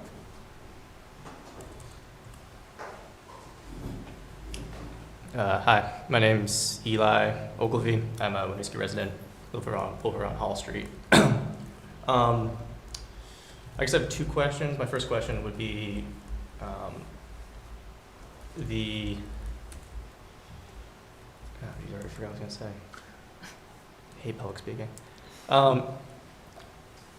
So I guess my first concern would be with the ballards. I know in Burlington, South Union Street, went that way and built them, and they were torn down within a year or two because they were a hassle to deal with in the winter. And I just kind of want to say that as a mentioning point because I don't want them to be built and then realize, oh shoot, it sucks to maintain, we must tear it down. So I just want to say that, maybe, I don't know if you've probably already talked to Burlington, but ask them why and what happened and what they would have done differently.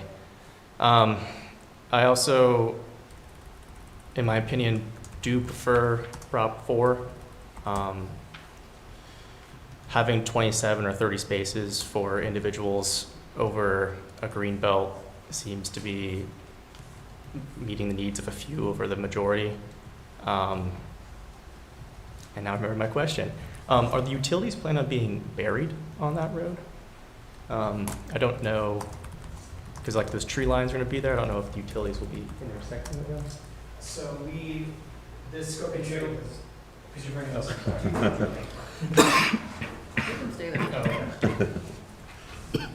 So the scoping study doesn't necessarily cover utility undergrounding, but I can tell you we would probably not recommend it. Given the cost and what we're seeing with the Main Street project, we actually, the proposed corridor that we're showing is a little less than 50 feet to give us room to build those things and the narrow roadway, the sidewalks, and the tree belts without having a lot of easements. I know Burlington Telecom just did a bunch of work on those poles, so that would be challenging. And part of it comes into timing. So, you know, we will observe how this water main functions, and to the other gentleman's comment, like obviously like there's a major cost concern too. So we have to manage that within our capital budget that you all review with us. So the concern there would be just, I don't know if a project could cover undergrounding. So we've scoped it so that it doesn't require it, but you know, if we got into design phase and somebody gave us a ton of money to underground it, then it would be a possibility, I guess. John, while I have you, I'll bring back some of the other questions that came up. Yeah. The first one was about if we have a tree inventory and know how many need to be removed. Yeah, I was trying to think. So there obviously isn't any tree belts on Lafountain at this point. Dion Street does have trees that would need to be removed. Those are all, they all probably need to be removed. They're older maple trees that are, we've had an arborist look at them, and they're gonna have to come down in the near term. So those ones we know need to come down. I think there's a handful, 4 or 5. On Lafountain Street, there may be a few trees that are just tucked like within the right of way behind the sidewalk, but we won't know that until we do a survey to confirm that. But I'm not aware of any on Lafountain Street per se, but Dion, yes. And could you speak to any stormwater improvements? Yeah, so when this actually does become a project at some point, we would handle it sort of like we did Hickok Street that was reconstructed. So the impetus is to replace the water main. But when we do that, we also look at storm sewer and sanitary sewer. So what we do is we would start off by video inspecting both and make a determination of And on Hickok Street, for example, the pipe was in fairly good condition, so we were able to line it. But we did have to replace some structures. That was the most cost-effective method. So it'll depend on the existing condition of the sewers. There will be, for the stormwater work, we would anticipate that there would be a stormwater permit required, which would require us to do some type of treatment, like long-term treatment. So think of like a rain garden or like a gravel wetland, similar to what we're doing on Main Street. So there would be some stormwater like improvement on that end. But again, until we actually do the investigation work, we're not sure yet. Okay. And then speed bumps have come up. I know that came up in the previous meeting too, and there was a reason those weren't recommended. Yeah, Jason can back me up. So we, as part of this scoping study, we did do, CCRPC did perform some speed analysis where they looked at existing traffic speeds. And when we do that, we look at statistically the 85th percentile speed. And in this case, we have a traffic calming manual that has thresholds. And for collector streets, it states that if the 85th percentile speed is 35 miles per hour or more, then we do traffic calming. In this case, I believe we're at 30, last I looked at it. So that the speed analysis that we did showed that we didn't meet the threshold for those like dedicated traffic calming elements like speed humps. So that's why they weren't included. But I do share like a lot of the opinions. I mean, I live close to that area too, and you do see the few folks that are speeding and are I know our speed data did show some like really high speeds. So there was collectively a lot of people are doing the right thing and like stopping and like traveling the normal speeds, but then you get a few that are really motoring, but it didn't meet our thresholds for traffic calming. Okay. Thank you. Sorry to interrupt public comment. I'll invite you back when we have more questions to you. And Eli, I'm sorry to hold you up here. No worries. Did you have more? What? Did you have additional? I just wanted to reiterate my support of Prop 4, and I loved the presentation. It was great and very informative. Thank you. Okay, thank you. Did anyone else want to come up and make comment? Oh, sorry, she was first in the. Okay, you first in the front. Yeah, my name is Ryan Wade. I live in Winooski. I live on the corner of Hood and Lafountain, so I can reiterate what everyone has said. Just to go back to the speed bump, I don't think the concern so much is speeding, and I don't think that the idea behind the speed bumps isn't so much about getting people to not drive as fast as it is to get them to pay attention. So in that way, it might not meet the threshold for speeding, but it might make people more, engaged drivers. There could be a better traffic calming measure too than speed bumps, but we're all familiar with speed bumps. So that's what we think of in terms of how can we get people to stop blowing all these stop signs. Which kind of gets us to the idea of these like kind of short-term alternatives, short-term traffic calming measures, the aesthetics of it. It's kind of, maybe the aesthetics are worth it because it is really remarkable that someone hasn't been killed in Lafountain. And it's like, yeah, maybe the aesthetics of the bollards or the plastic dome traffic circles aren't great, but it's better than blood. No, for real. Like, even on Hood Street, it's wild that someone hasn't been, how fast people drive down that and how many kids there are. So yeah, I think I want to just give my support for the option or alternative for, I don't think that we need to prioritize parking or, with losing sight of kind of the long-term vision of what we want Winooski to be like. We should be building densely, and we should also keep in mind what we want the city and what we want the quality of life to be in 20, 30, 40 years.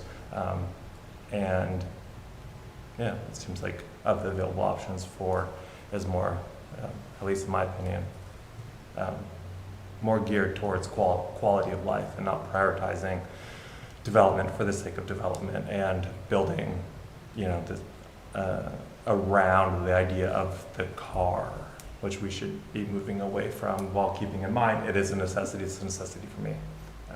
Yeah, but if we're going to be spending this money and thinking, 15 years, if we start in 10 years, theoretically, down the line, what do we want to make our priority? Yeah, building around the car, building around this kind of antiquated idea of cities and cars, and yeah, it seems short-sighted. That's all. Thank you. Thanks, Ryan.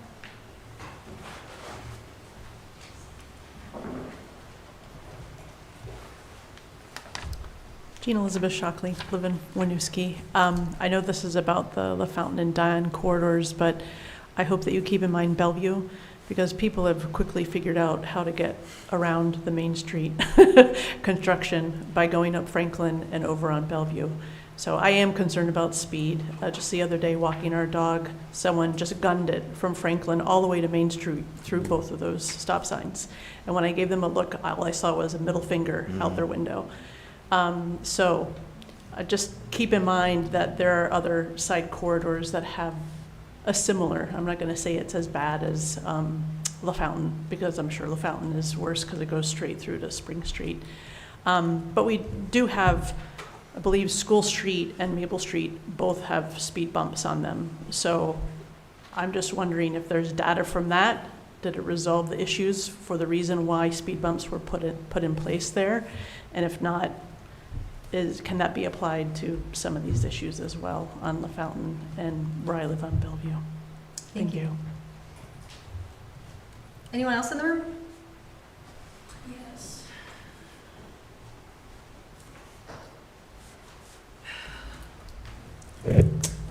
Hi, I'm Joyce McKnight. I live on Lafountain Street. I was here at the last meeting, and I'm glad that you approved the parking because that was my main concern.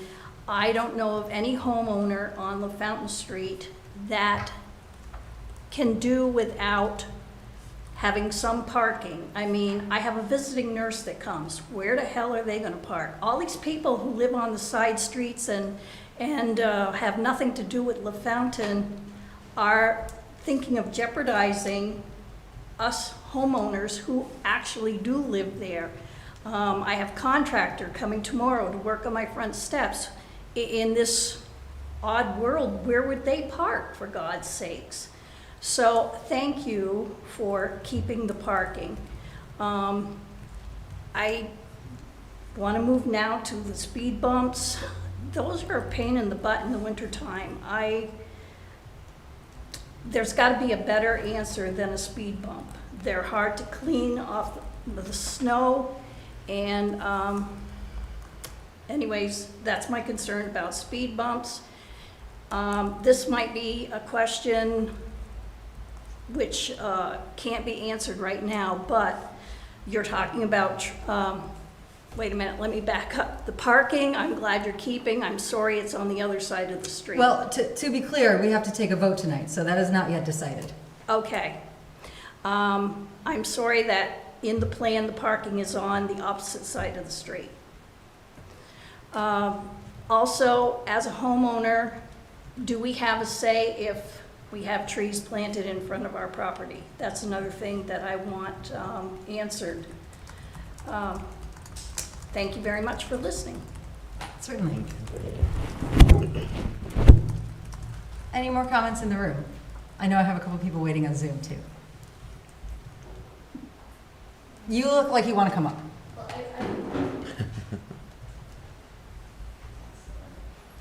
Hi, I'm Molly. I live on Lafountain Street, and I was here last time too. And I mean, I would like to say that we do utilize our parking, but we don't need our parking. So I live on Lafountain between Hood and Manso. And I would hope that regardless if which way you go with the scenarios or plan to go, that I would assume, like on smaller side streets that don't have parking, there would be a way to handle contractors, for example. I do like the idea of thinking of the future and what we want in the future, like what kind of city we want since this is not going to happen for, what, 10 years at least? Is that the plan? And it is hard because Green Mountain Transit is cutting transportation, but hopefully we will continue to plan for a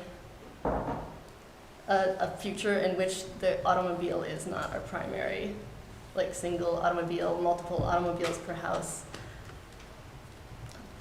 That's all. So I don't have a preference. I hope that you go with the thing that we think will work best for everybody in the city and the city 15, 30 years from now. Thank you. Thanks. Okay. I will move to Zoom comments now. Paul, if you want to start bringing people in.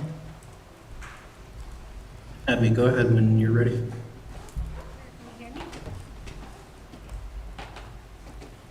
You may need to readjust your. I can hear you now, Abby. Thanks.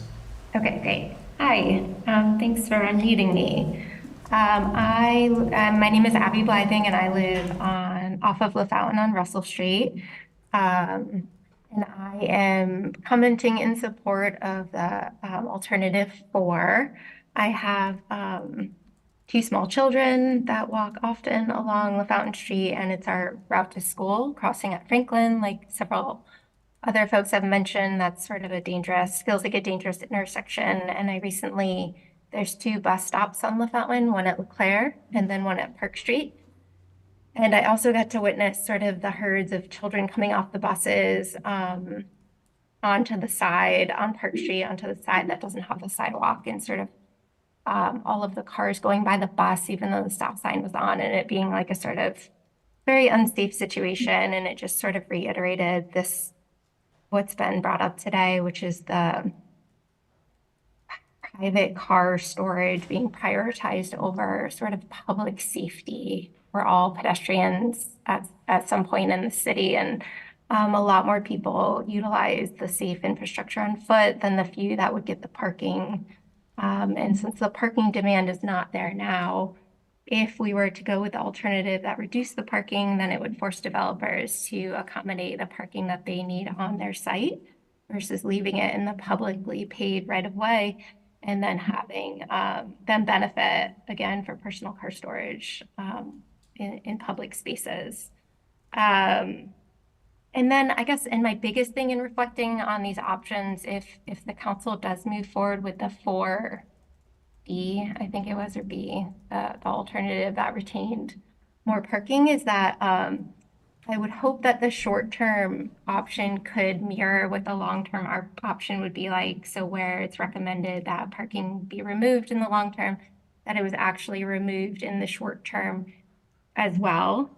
And then there was some comments about the short term really being maybe the long-term option. So getting the short-term option right and having things that will truly reduce speeds along Lafountain would also be something I would like to see. Thank you. Thanks, Abby.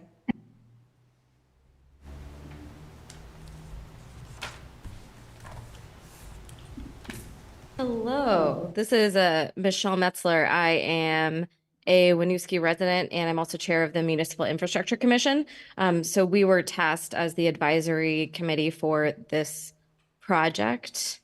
So a couple of things I want to say first about speed bumps. So, when we talked to transportation engineers, they determined that speed bumps were not the best choice for this project, but that doesn't mean we're not considering traffic calming. So for folks' concerns about like the visual impact, the street trees are a part of that. The mini roundabouts are a part of that. The making the streets more narrow are a part of that. So we have heard that feedback that is integrated into the plan in a way that we think meets those needs better than speed bumps. So I want to speak to that part. Also want to echo something Councilor Oakleaf mentioned about option 4, alternative 4, was voted unanimously by the Municipal Infrastructure Commission as the preferred alternative.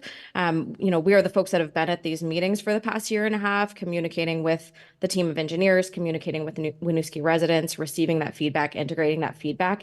And we feel pretty strongly that this is the choice that makes the most sense for the goals that we were tasked with. A couple of folks have been mentioning prioritizing the needs of developers. That's exactly what we're struggling with and why we're a little bit uncomfortable with the push to retain the parking, because it does feel as though the needs of future developers and private property is being prioritized above the needs and the safety of the citizens that provided input on this project, the folks that live in these areas that are going to be altered. And I agree with what folks have said about when we increase that density, it really should be, the onus should be on the developers, whether that's folks adding an accessory dwelling unit, whether that's, more involved development, that those are the folks that should be thinking about parking. Winooski should not be prioritizing making development easier for developers. We should be prioritizing the health, safety, and well-being of the residents that currently live here and the residents that we hope to live here in the future. So that's all I've got. Thank you, Michelle. I think we have one more.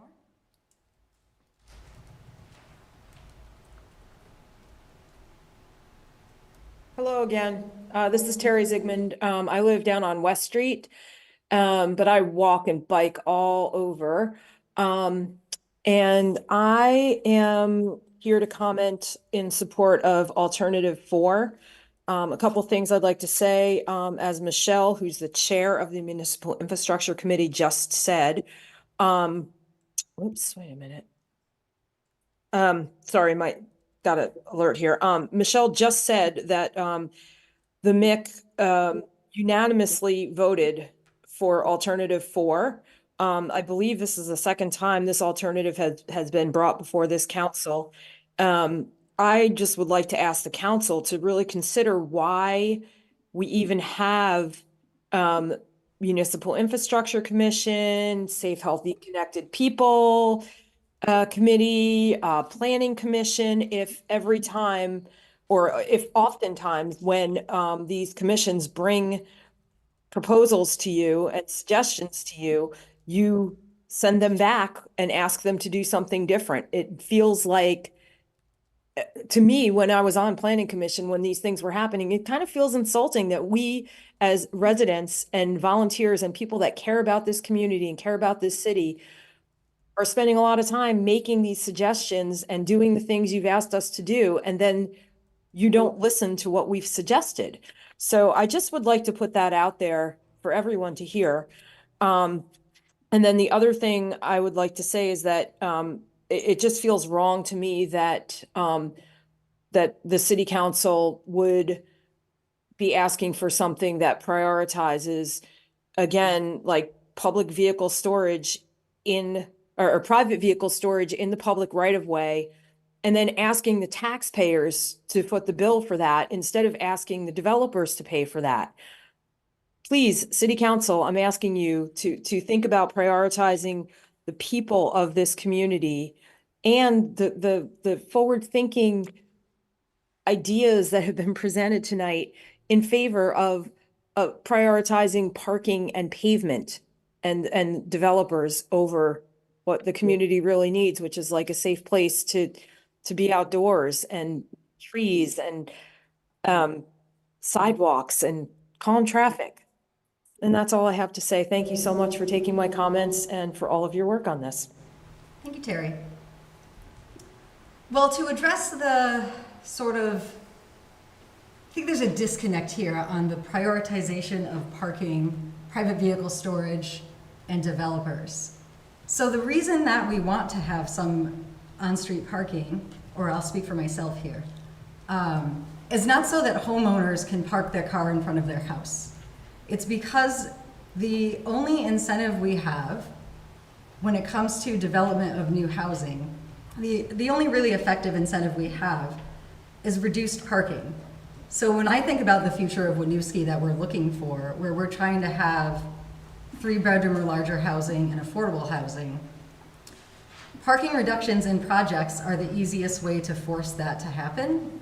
And I also know that some of our low-income housing properties where we do have large families, they're not supported by the amount of parking that exists. So when I think about the future of what we are trying to develop in housing, I think we do need to maintain some on-street.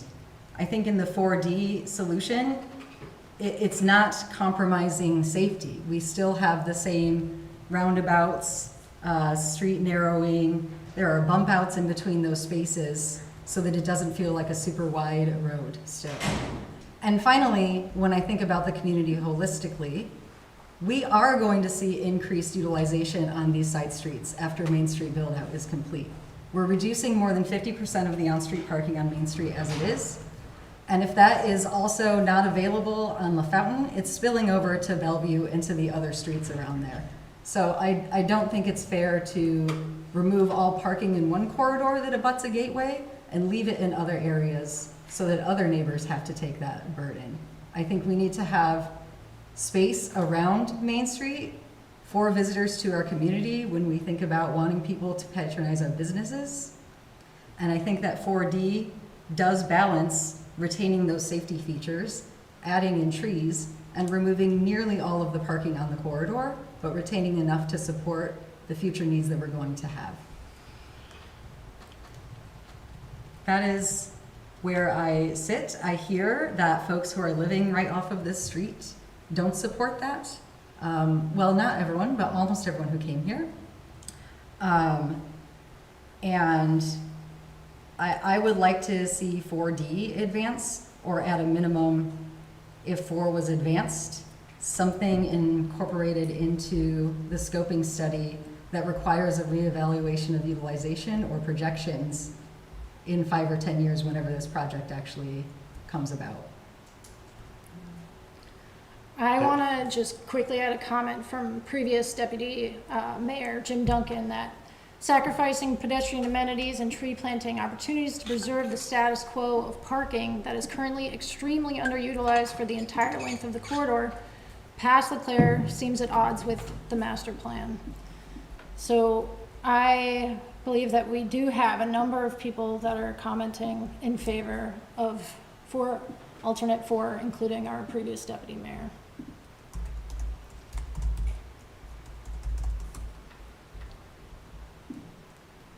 I think one of the things that I'm really sitting with, one, I've never, ever, ever wanted to argue for parking. I hate that we keep coming back to parking and that it's such an issue.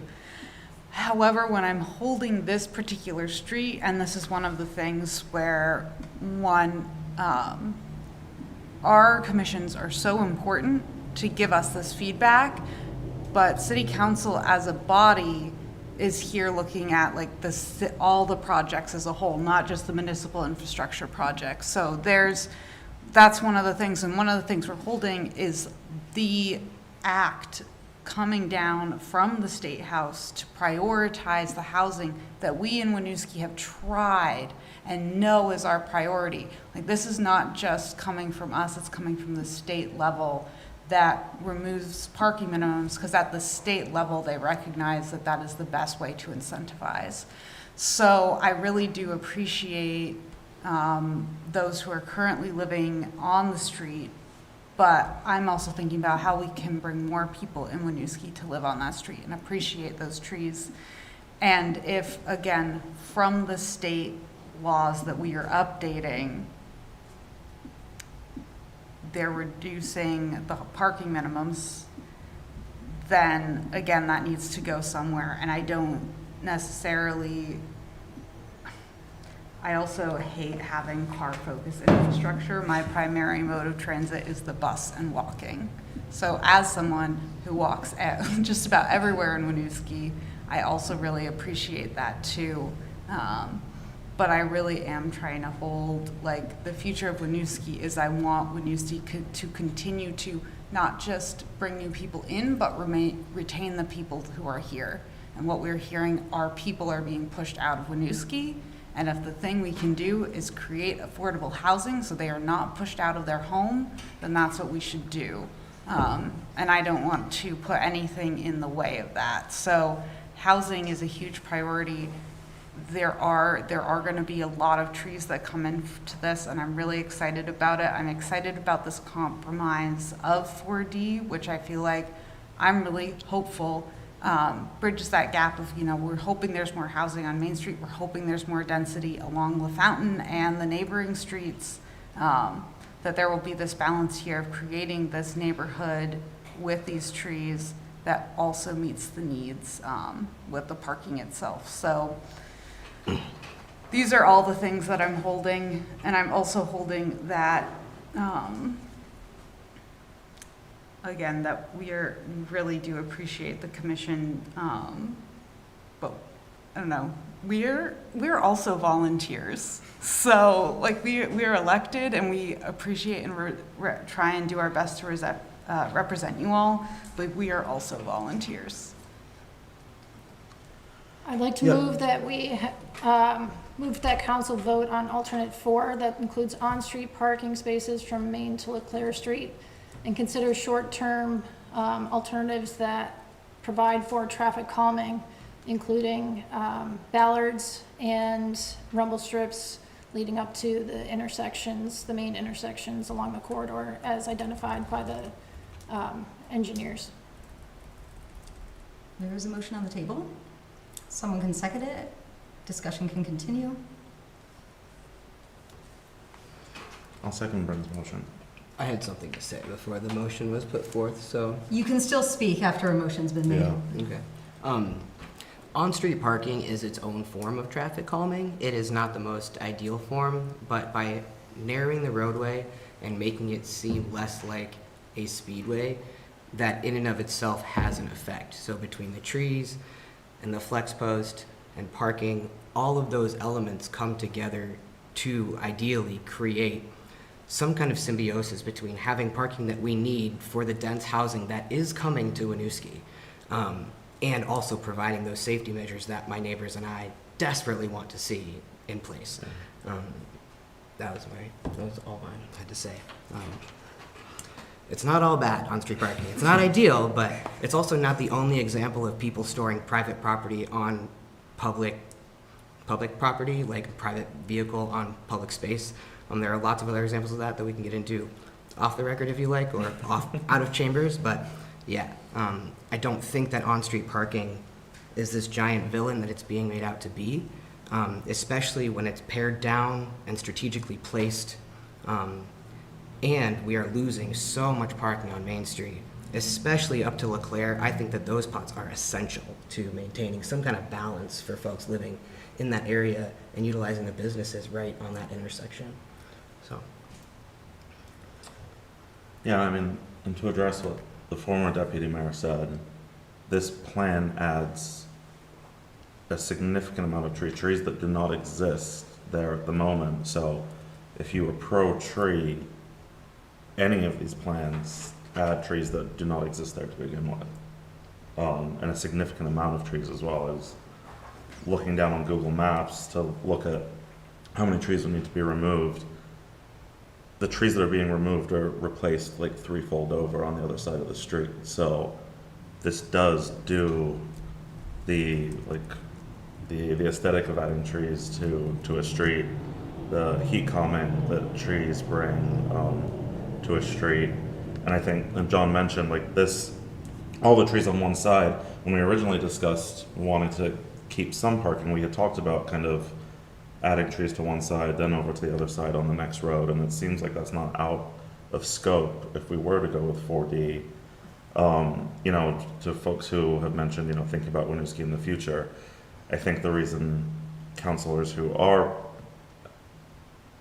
asked for 4D to come to us is we are in fact thinking of that future. We've seen the repercussions of councils in the past who were thinking of the year that they were in and thinking of a couple of years after that.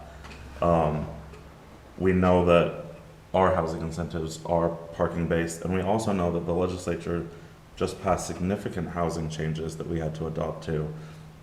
And that the folks in the legislature currently who are looking to solve our housing crisis, which is the crisis in Vermont that is connected to so many different issues, whether it's folks' economic ability to climb an economic ladder, whether it's folks' ability to have housing, period, elderly folks being able to move out of a stable home into another so that new families can occupy their homes. Everything comes back to housing, and the state will make more restrictive parking regulations because it is the easiest way to get the type of housing built that we want. So even if Winooski doesn't make those changes, if this council doesn't see fit to continue making parking changes, the state will be doing it. And those are the things that we need to think of. We're not thinking, at least I as a councilor, do not think of my time that I will serve on this board. I want to think as far into the future as we possibly can so that future councils don't have problems as much as we can think that way. And what we know and what we see, and, as I look at this graph here, there are homes that are highly likely on Lafountain Street that will be purchased and created into larger apartment complexes and larger condo complexes, creating strain. And talking about the developers creating the parking, again, they're being limited at the parking that they can create, which is something that we want so that we can get the housing that we need. But also, when you're building densely, it is very difficult to create that parking. You talk about building underneath the building, putting parking on top, whatever it may be. Those things actually drastically increase the cost of that building, therefore eliminating the affordable housing units that we would want from that building. Currently you can park on all of Lafountain Street, anywhere you want to park. I understand that doesn't happen frequently. That said, I don't want to think about 2024. I'd like to think about where we're trying to go with our housing goals. All right, so Bryn has made a motion to endorse alternative 4. Thomas has seconded it. All those in favor, please say aye. Aye. Those opposed? Nay. That motion fails. Does someone want to make a different motion? I move to endorse alternative 4D for the long-term solution with the recommended short-term solutions. Second. Motion by Aurora, second by Charlie. All those in favor, please say aye. Aye. Those opposed? No. Motion carries. Thank you all, and thank you all for coming out. Thank you. And I'm sorry to disappoint. We will call a recess. It's 8:12. We'll reconvene at 8:17. So if you don't want to stick around, you can go, or if you need a restroom break. Okay. Reconvening our meeting at 8:19. We are on item D for discussion approval, grand list errors and omissions. Ted, will you be joining us? Elaine, did you need to do any intro, or will Ted take it away? I can, although my computer is, oh, here we go. So when real or personal property estate is omitted from the grand list by mistake, or an obvious error is found in the grand list, the assessor, with approval of the city council before December 31st, may supply such omissions or correct such errors. Staff are asking council to review this list now ahead of the September, not 10th through 12th, it's actually the 16th through, the 11th and 18th, property tax assessment grievance hearings. So we've got the assessor here to review those errors and address any questions about these corrections. Thank you. Would you like to walk us through? To be very honest, I would rather not, but I will. Can I wipe the egg off my face first? Thank you. We had, as you know, we have about 1,800 properties in the city. We had about 170 appeals, whether they were informal or informal. And those were the notices that were sent out as a result of the reappraisal. And then roughly 20 or so came in and said, we're not satisfied. And I encouraged Jenny to continue dialogue as much as possible so we could resolve things at the lowest level, if you will. Some of these are pretty significant. Some of these are not significant at all. The 2 personal property ones, I hope you'll understand if I just kind of say they don't exist any longer, and they were here in error. The others are, there's 5 real estate ones. 3 of the 5 were people who were either inadvertently omitted from corrections at grievance, or they didn't have an opportunity to come in and grieve. and did not accept the fact that what they presented in writing was adequate. So I met with two of the property owners and said, okay, I understand your point. I think it was an error on my part, and I'll bring it to the city council, and it's on me for having made an error, as opposed to bring it before the Board of Civil Authority and have the value contested, which is going to happen next week to several, and then a week later to the remaining. So I do have some backup if you want for the two most significant ones. It's asking a lot to make that correction. And in essence, what happened is those buildings are relatively new, 10 Mansaw and 268 East Allen.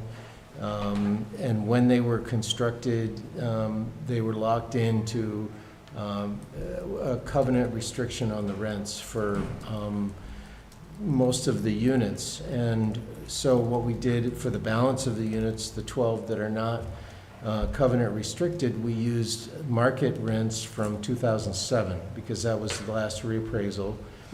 And we used rental information from HUD and the given what's called the capitalization rate, and they were going on estimated income and expenses when we created what is the quote-unquote old value, the 2007 value that would lasted for 4 or 5 years for these until 2023. I used the same process for the 12 that are quote-unquote market rents and said, okay, apartments are going from $1,800 to $2,200 a month for, you know, 1 bedroom or 2 bedroom, and then one of them has a small restaurant in it, so I looked at the lease per square foot, the one on Mansaw, and the monthly income that I generated there was twice what they're actually recognizing. The rents that they are getting based upon their audit is a lot lower than what I had speculated was market rent. They can't rent the quote-unquote market units for what they would like to, what they had planned to, or whatever you will, because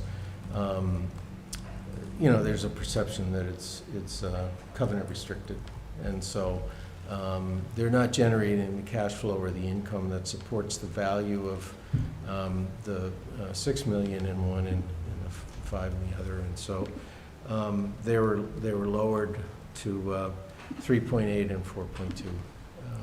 So again, I do have my footsteps that I followed to come to the numbers that I recommend on those two. The other ones, the other 3 real estate ones that are changes were mechanical. One of them was a shed that shouldn't have been put on, and they were transverse. And then what we did, just to back up a little, on the 5 real estate ones, we sent them a notice of change of appraisal in preparation for this evening.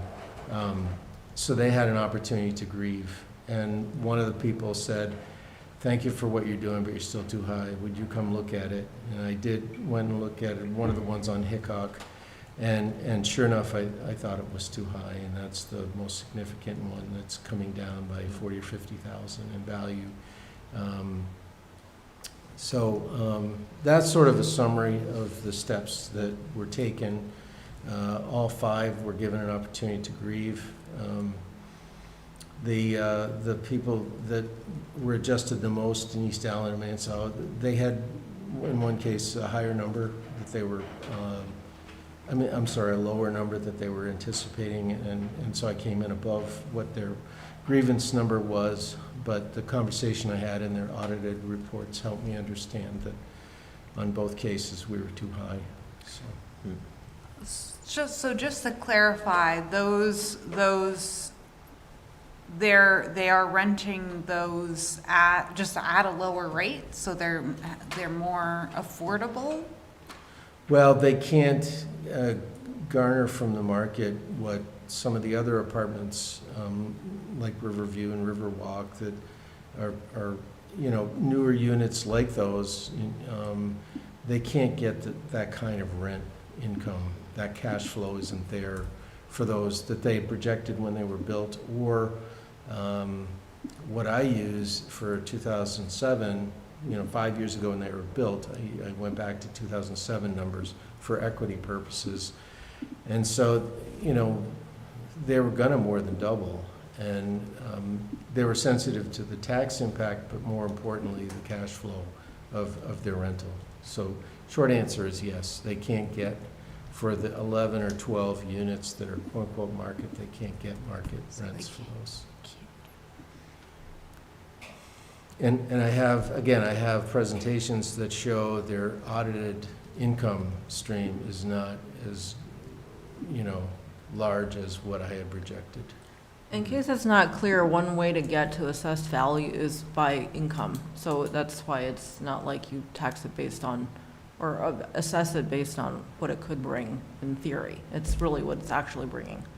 And a large apartment building, thank you for that clarification, a large apartment building that's covenant restricted, we're required to use the income approach, and we're required to use what's called a capitalization rate that's set every year by property valuation review. And we're supposed to look at their audited income, and I did on all of the properties. Champlain Housing Trust, the Veterans one on West Canal Street, he came in and they had a unexpected $50,000 expenditure, which really shrunk their income. And I said, we have to average this out. And he agreed. And so their value was higher than what was in their audit. So I looked at all of the audits, and I tried to apply the state requirement that this be done on the income approach as fairly and evenly as possible. All right. Thank you for that context. Yeah, I guess I have a little bit of a concern of like we're acknowledging that they're not taxing or not taking rent at a higher rate, but we have no control. What if they do just crank up their rent after this and we've given them a tax break? I think is my main concern with these. Because there's no mechanism, like we can give them a tax break for this year, but there's no mechanism for us to be like, what if they then increase their income? It would be the next reappraisal. Which 15 years? Yeah, so. Well, the state requires it 8 years now. Well, we have the right to go in every year if we feel as though there is some reason for us to reevaluate the value, increase the value. So for example, if we hear through residents of those properties that the rents of the non-restricted units have gone up tremendously, then one of two things is going to happen. They're going to have a greater vacancy rate, or if they can rent them for a higher monthly fee, then we will revisit the value.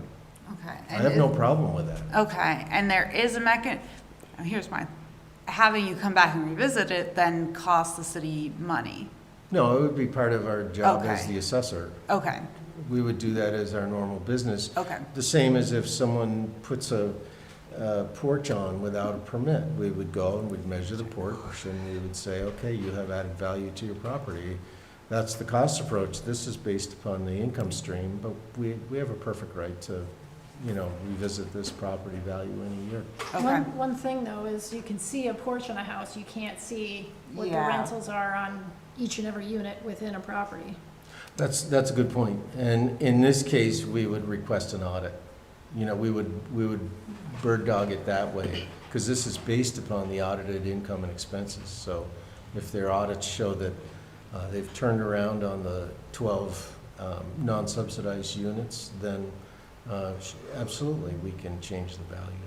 Do you know if there are any other cities that utilize shorter term auditing of? I think Such that properties? I've been in communication with a former assessor in Burlington, as you know, and he used to monitor these on a regular basis. And Winooski and Burlington have the greatest population of covenant-restricted rental houses in the area, but I could certainly touch base with Montpelier and other places where they have this type of property as well. Todd, how many years back at statements did the audit include that you looked at? We looked at the 2023 full year, and they gave us 2 years. And that's Okay. what triggered us questioning another property on, you know, a major loss.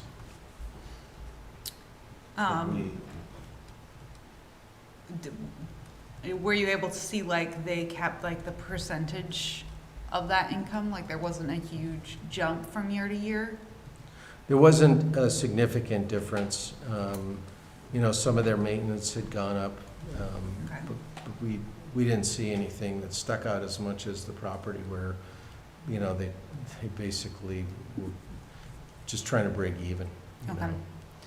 Yeah, I'd be comfortable with, you know, moving forward with these if we do, you know, keep an eye on it and make sure that it's not someone trying to, you know. Game assistant? Yeah. Yep, so noted. I can put that on my list of things to do this winter and spring. Thank you. Any other questions? Any public comment questions? Anyone on Zoom? Again, you can use the raise hand or chat. Okay. Not hearing any concern, I would entertain a motion to approve the grand list errors and omissions. Should we add that there will be an audit on those two properties, or that those two properties will be looked at in a given period of time? If you want to make sure that happens, then it's advised it's in the motion. Yeah. Is it, yeah, okay, never mind, I'll stop there. Do you want to make that motion? To make a motion to approve the memorandum, including an audit into the rental prices on 268 East Allen and 10 Manso Street in About a a year? year, yeah. In a year. Yep, that's fine. Right. Second. Oh. Okay. Motion by Thomas, second by Aurora. All those in favor, please say aye. Aye. Motion carries. Thank you very much, folks. Thank you, Ted. Thanks for coming in. You're welcome. Okay, we are on to item E, on for discussion approval, introducing amendments to Municipal Code Chapter 15 parking.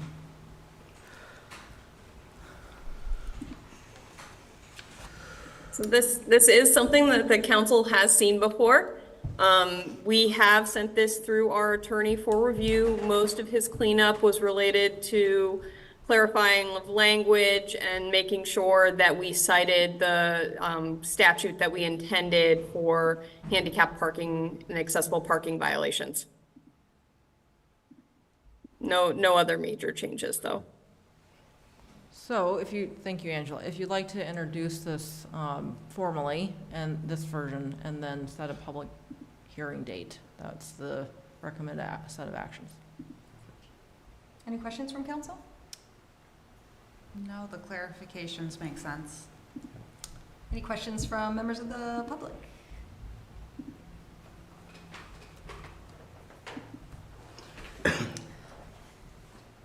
Would someone like to formally introduce the amendments to Chapter 15 parking and make a motion to set a public hearing for our September 16th meeting? So moved. Second? Motion by Thomas, second by Charlie. All those in favor, please say aye. Aye. Motion carries. Thank you. Okay, item F, reserve request. Angela. So there are a couple of reserve requests. The first is related to the Burlington Winooski Bridge project. We have received invoices which the council has approved payment of for the Agency of Transportation in the state of Vermont. We will be able to reimburse ourselves from debt service should we need to.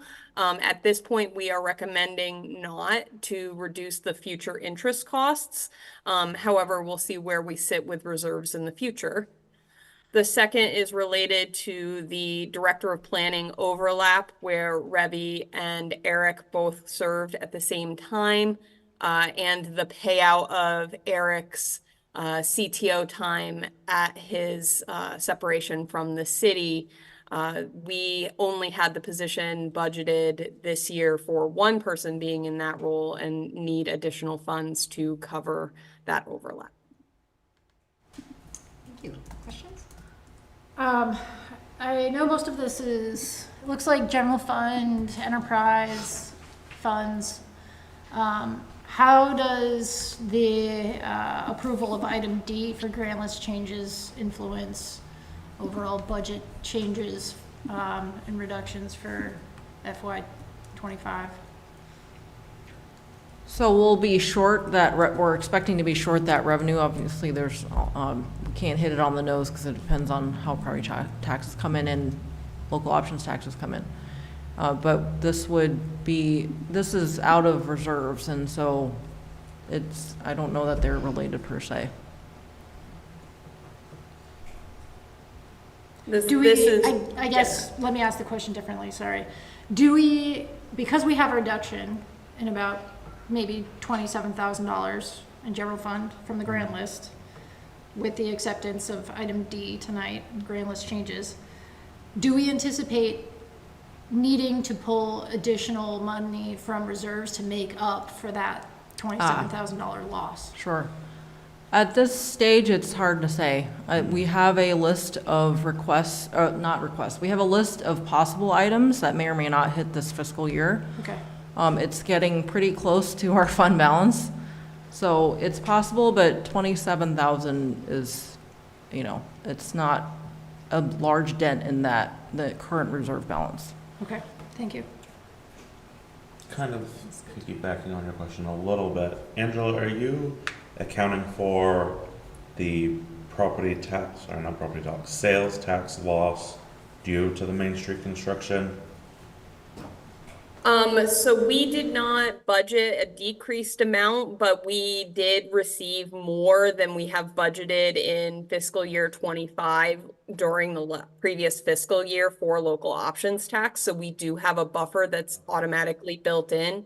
We have reached out to Sharon Assay with the local options tax division to see if we can get some more detailed data, because right now we just receive aggregated data that is meals and rooms versus sales. We were hoping that we might be able to get a little more granular to see segments, to maybe see impacts in that way.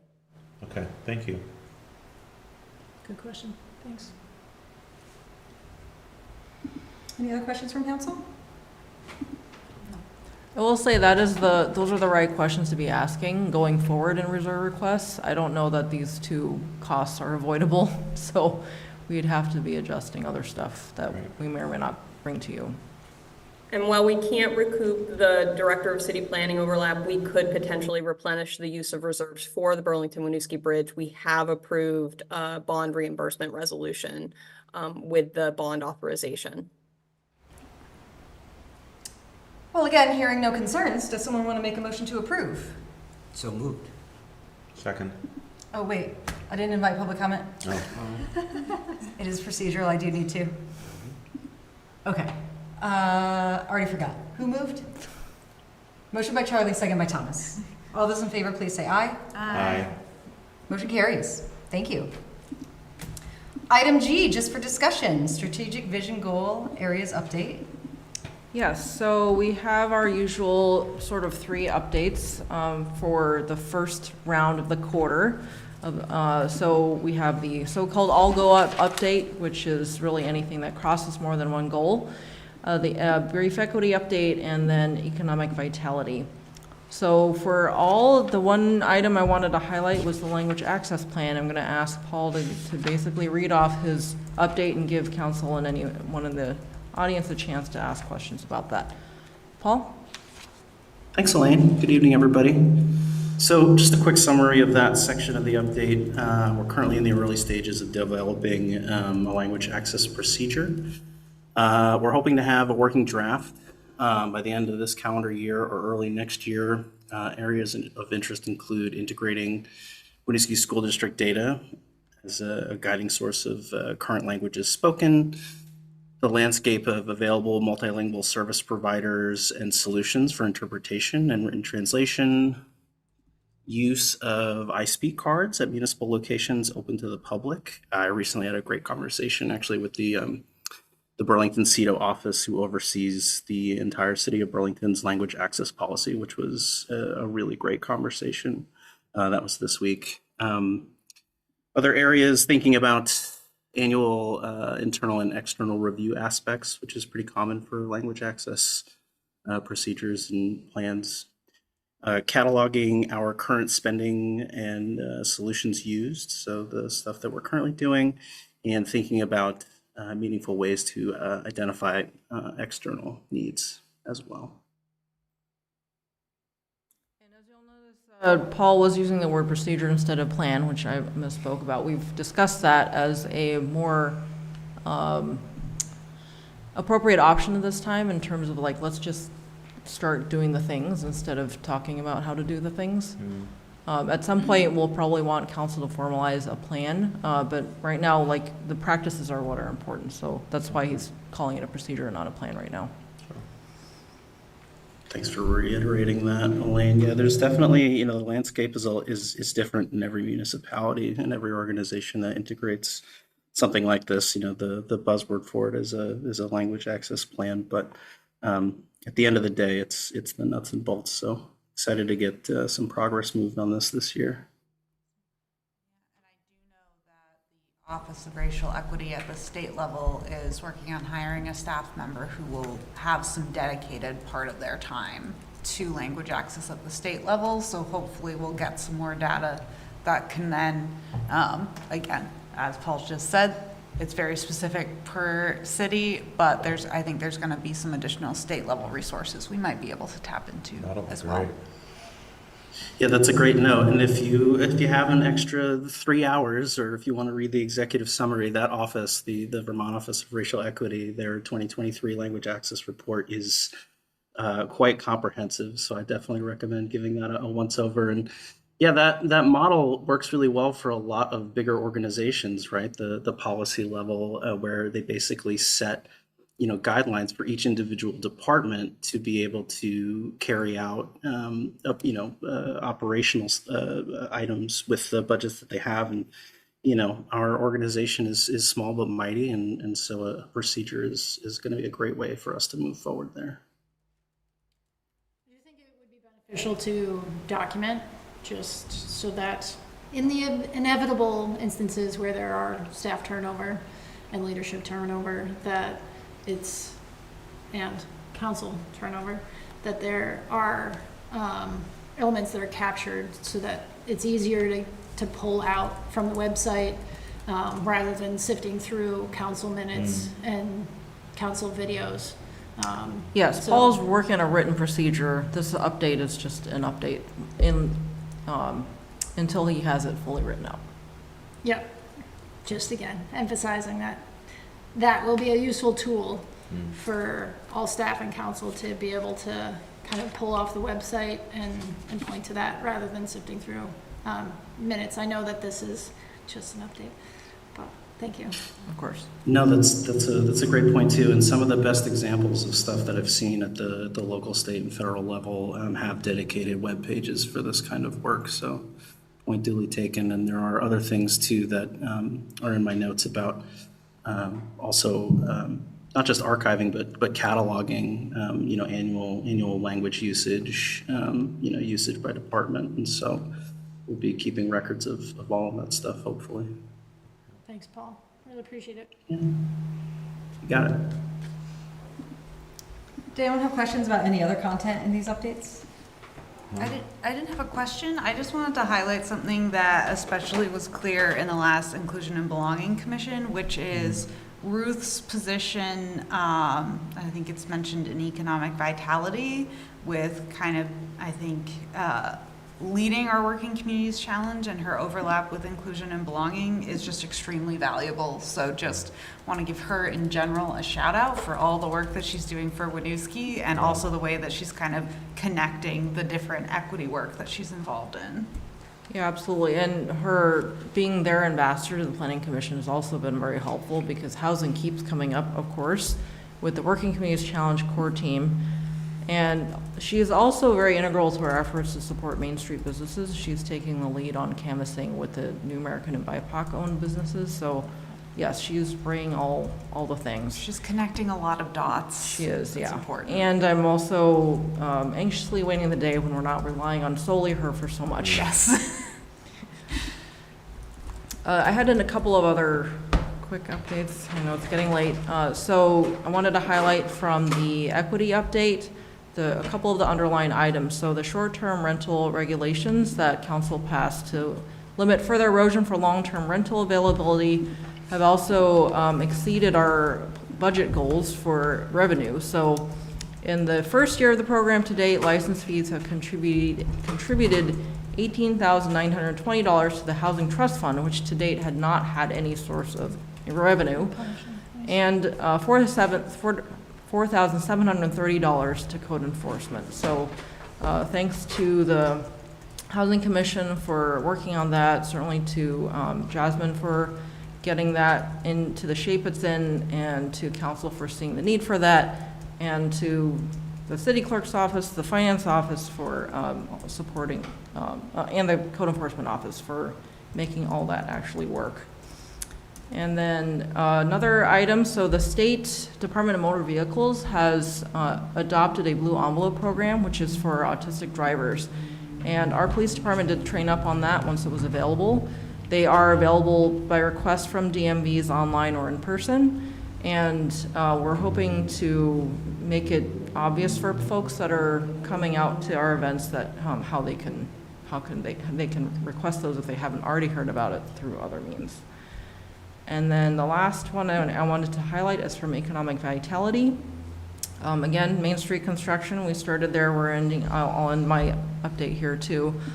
So downtown Winooski, the Working Communities Challenge, namely Ruth, and the city are working through support options to support Winooski businesses impacted by construction, including loans, grants, donations, technical support, marketing, and wayfinding. A local group of stakeholders has also been assembled to share information and ideas. Challenges related to the construction project are being coordinated with the construction team, and we do welcome more ideas and help from those affected and or those who care about our community. So if folks are interested in joining that effort, you can reach out to me at ewang@winooskivt.gov. That's EWANG@winooskivt.gov. That's it. Thank you. Any other questions, comments? Anyone on Zoom have any questions or comments? Okay. Well, thank you for all these updates. A lot of great work there, and I appreciate the highlights this evening. I do have one quick question about the short-term rentals. I don't know if Jasmine's still on, but do we know what the percent compliance rate is for what we've seen as the number of short-term rentals that are out there to folks that have already come into compliance versus remaining? Do you mean compliance with the short-term rental regulation or with a public building registry? Let's go with short-term rental regulation.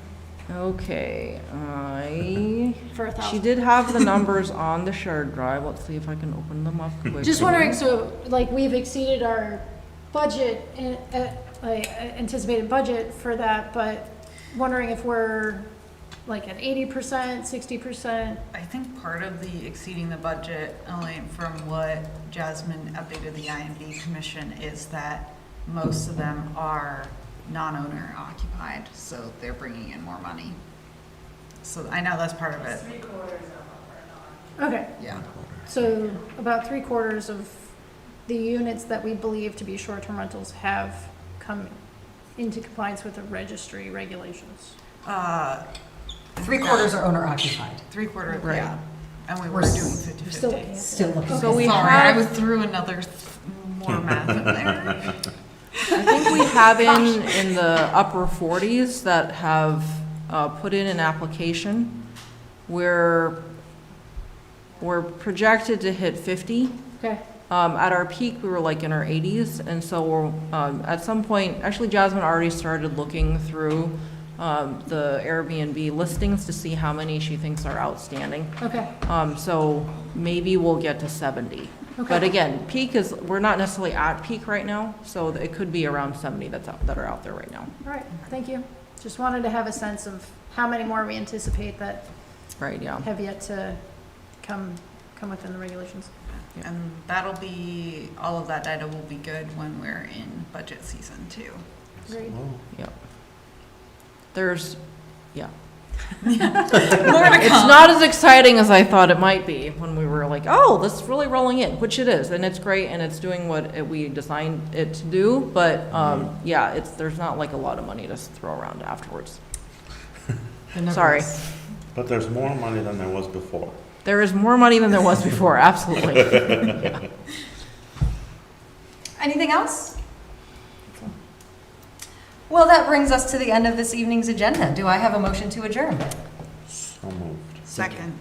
Motion by Thomas, second by Aurora. All those in favor, please say aye. Aye. Motion carries and meeting is adjourned. Thank you, everyone. Thank you.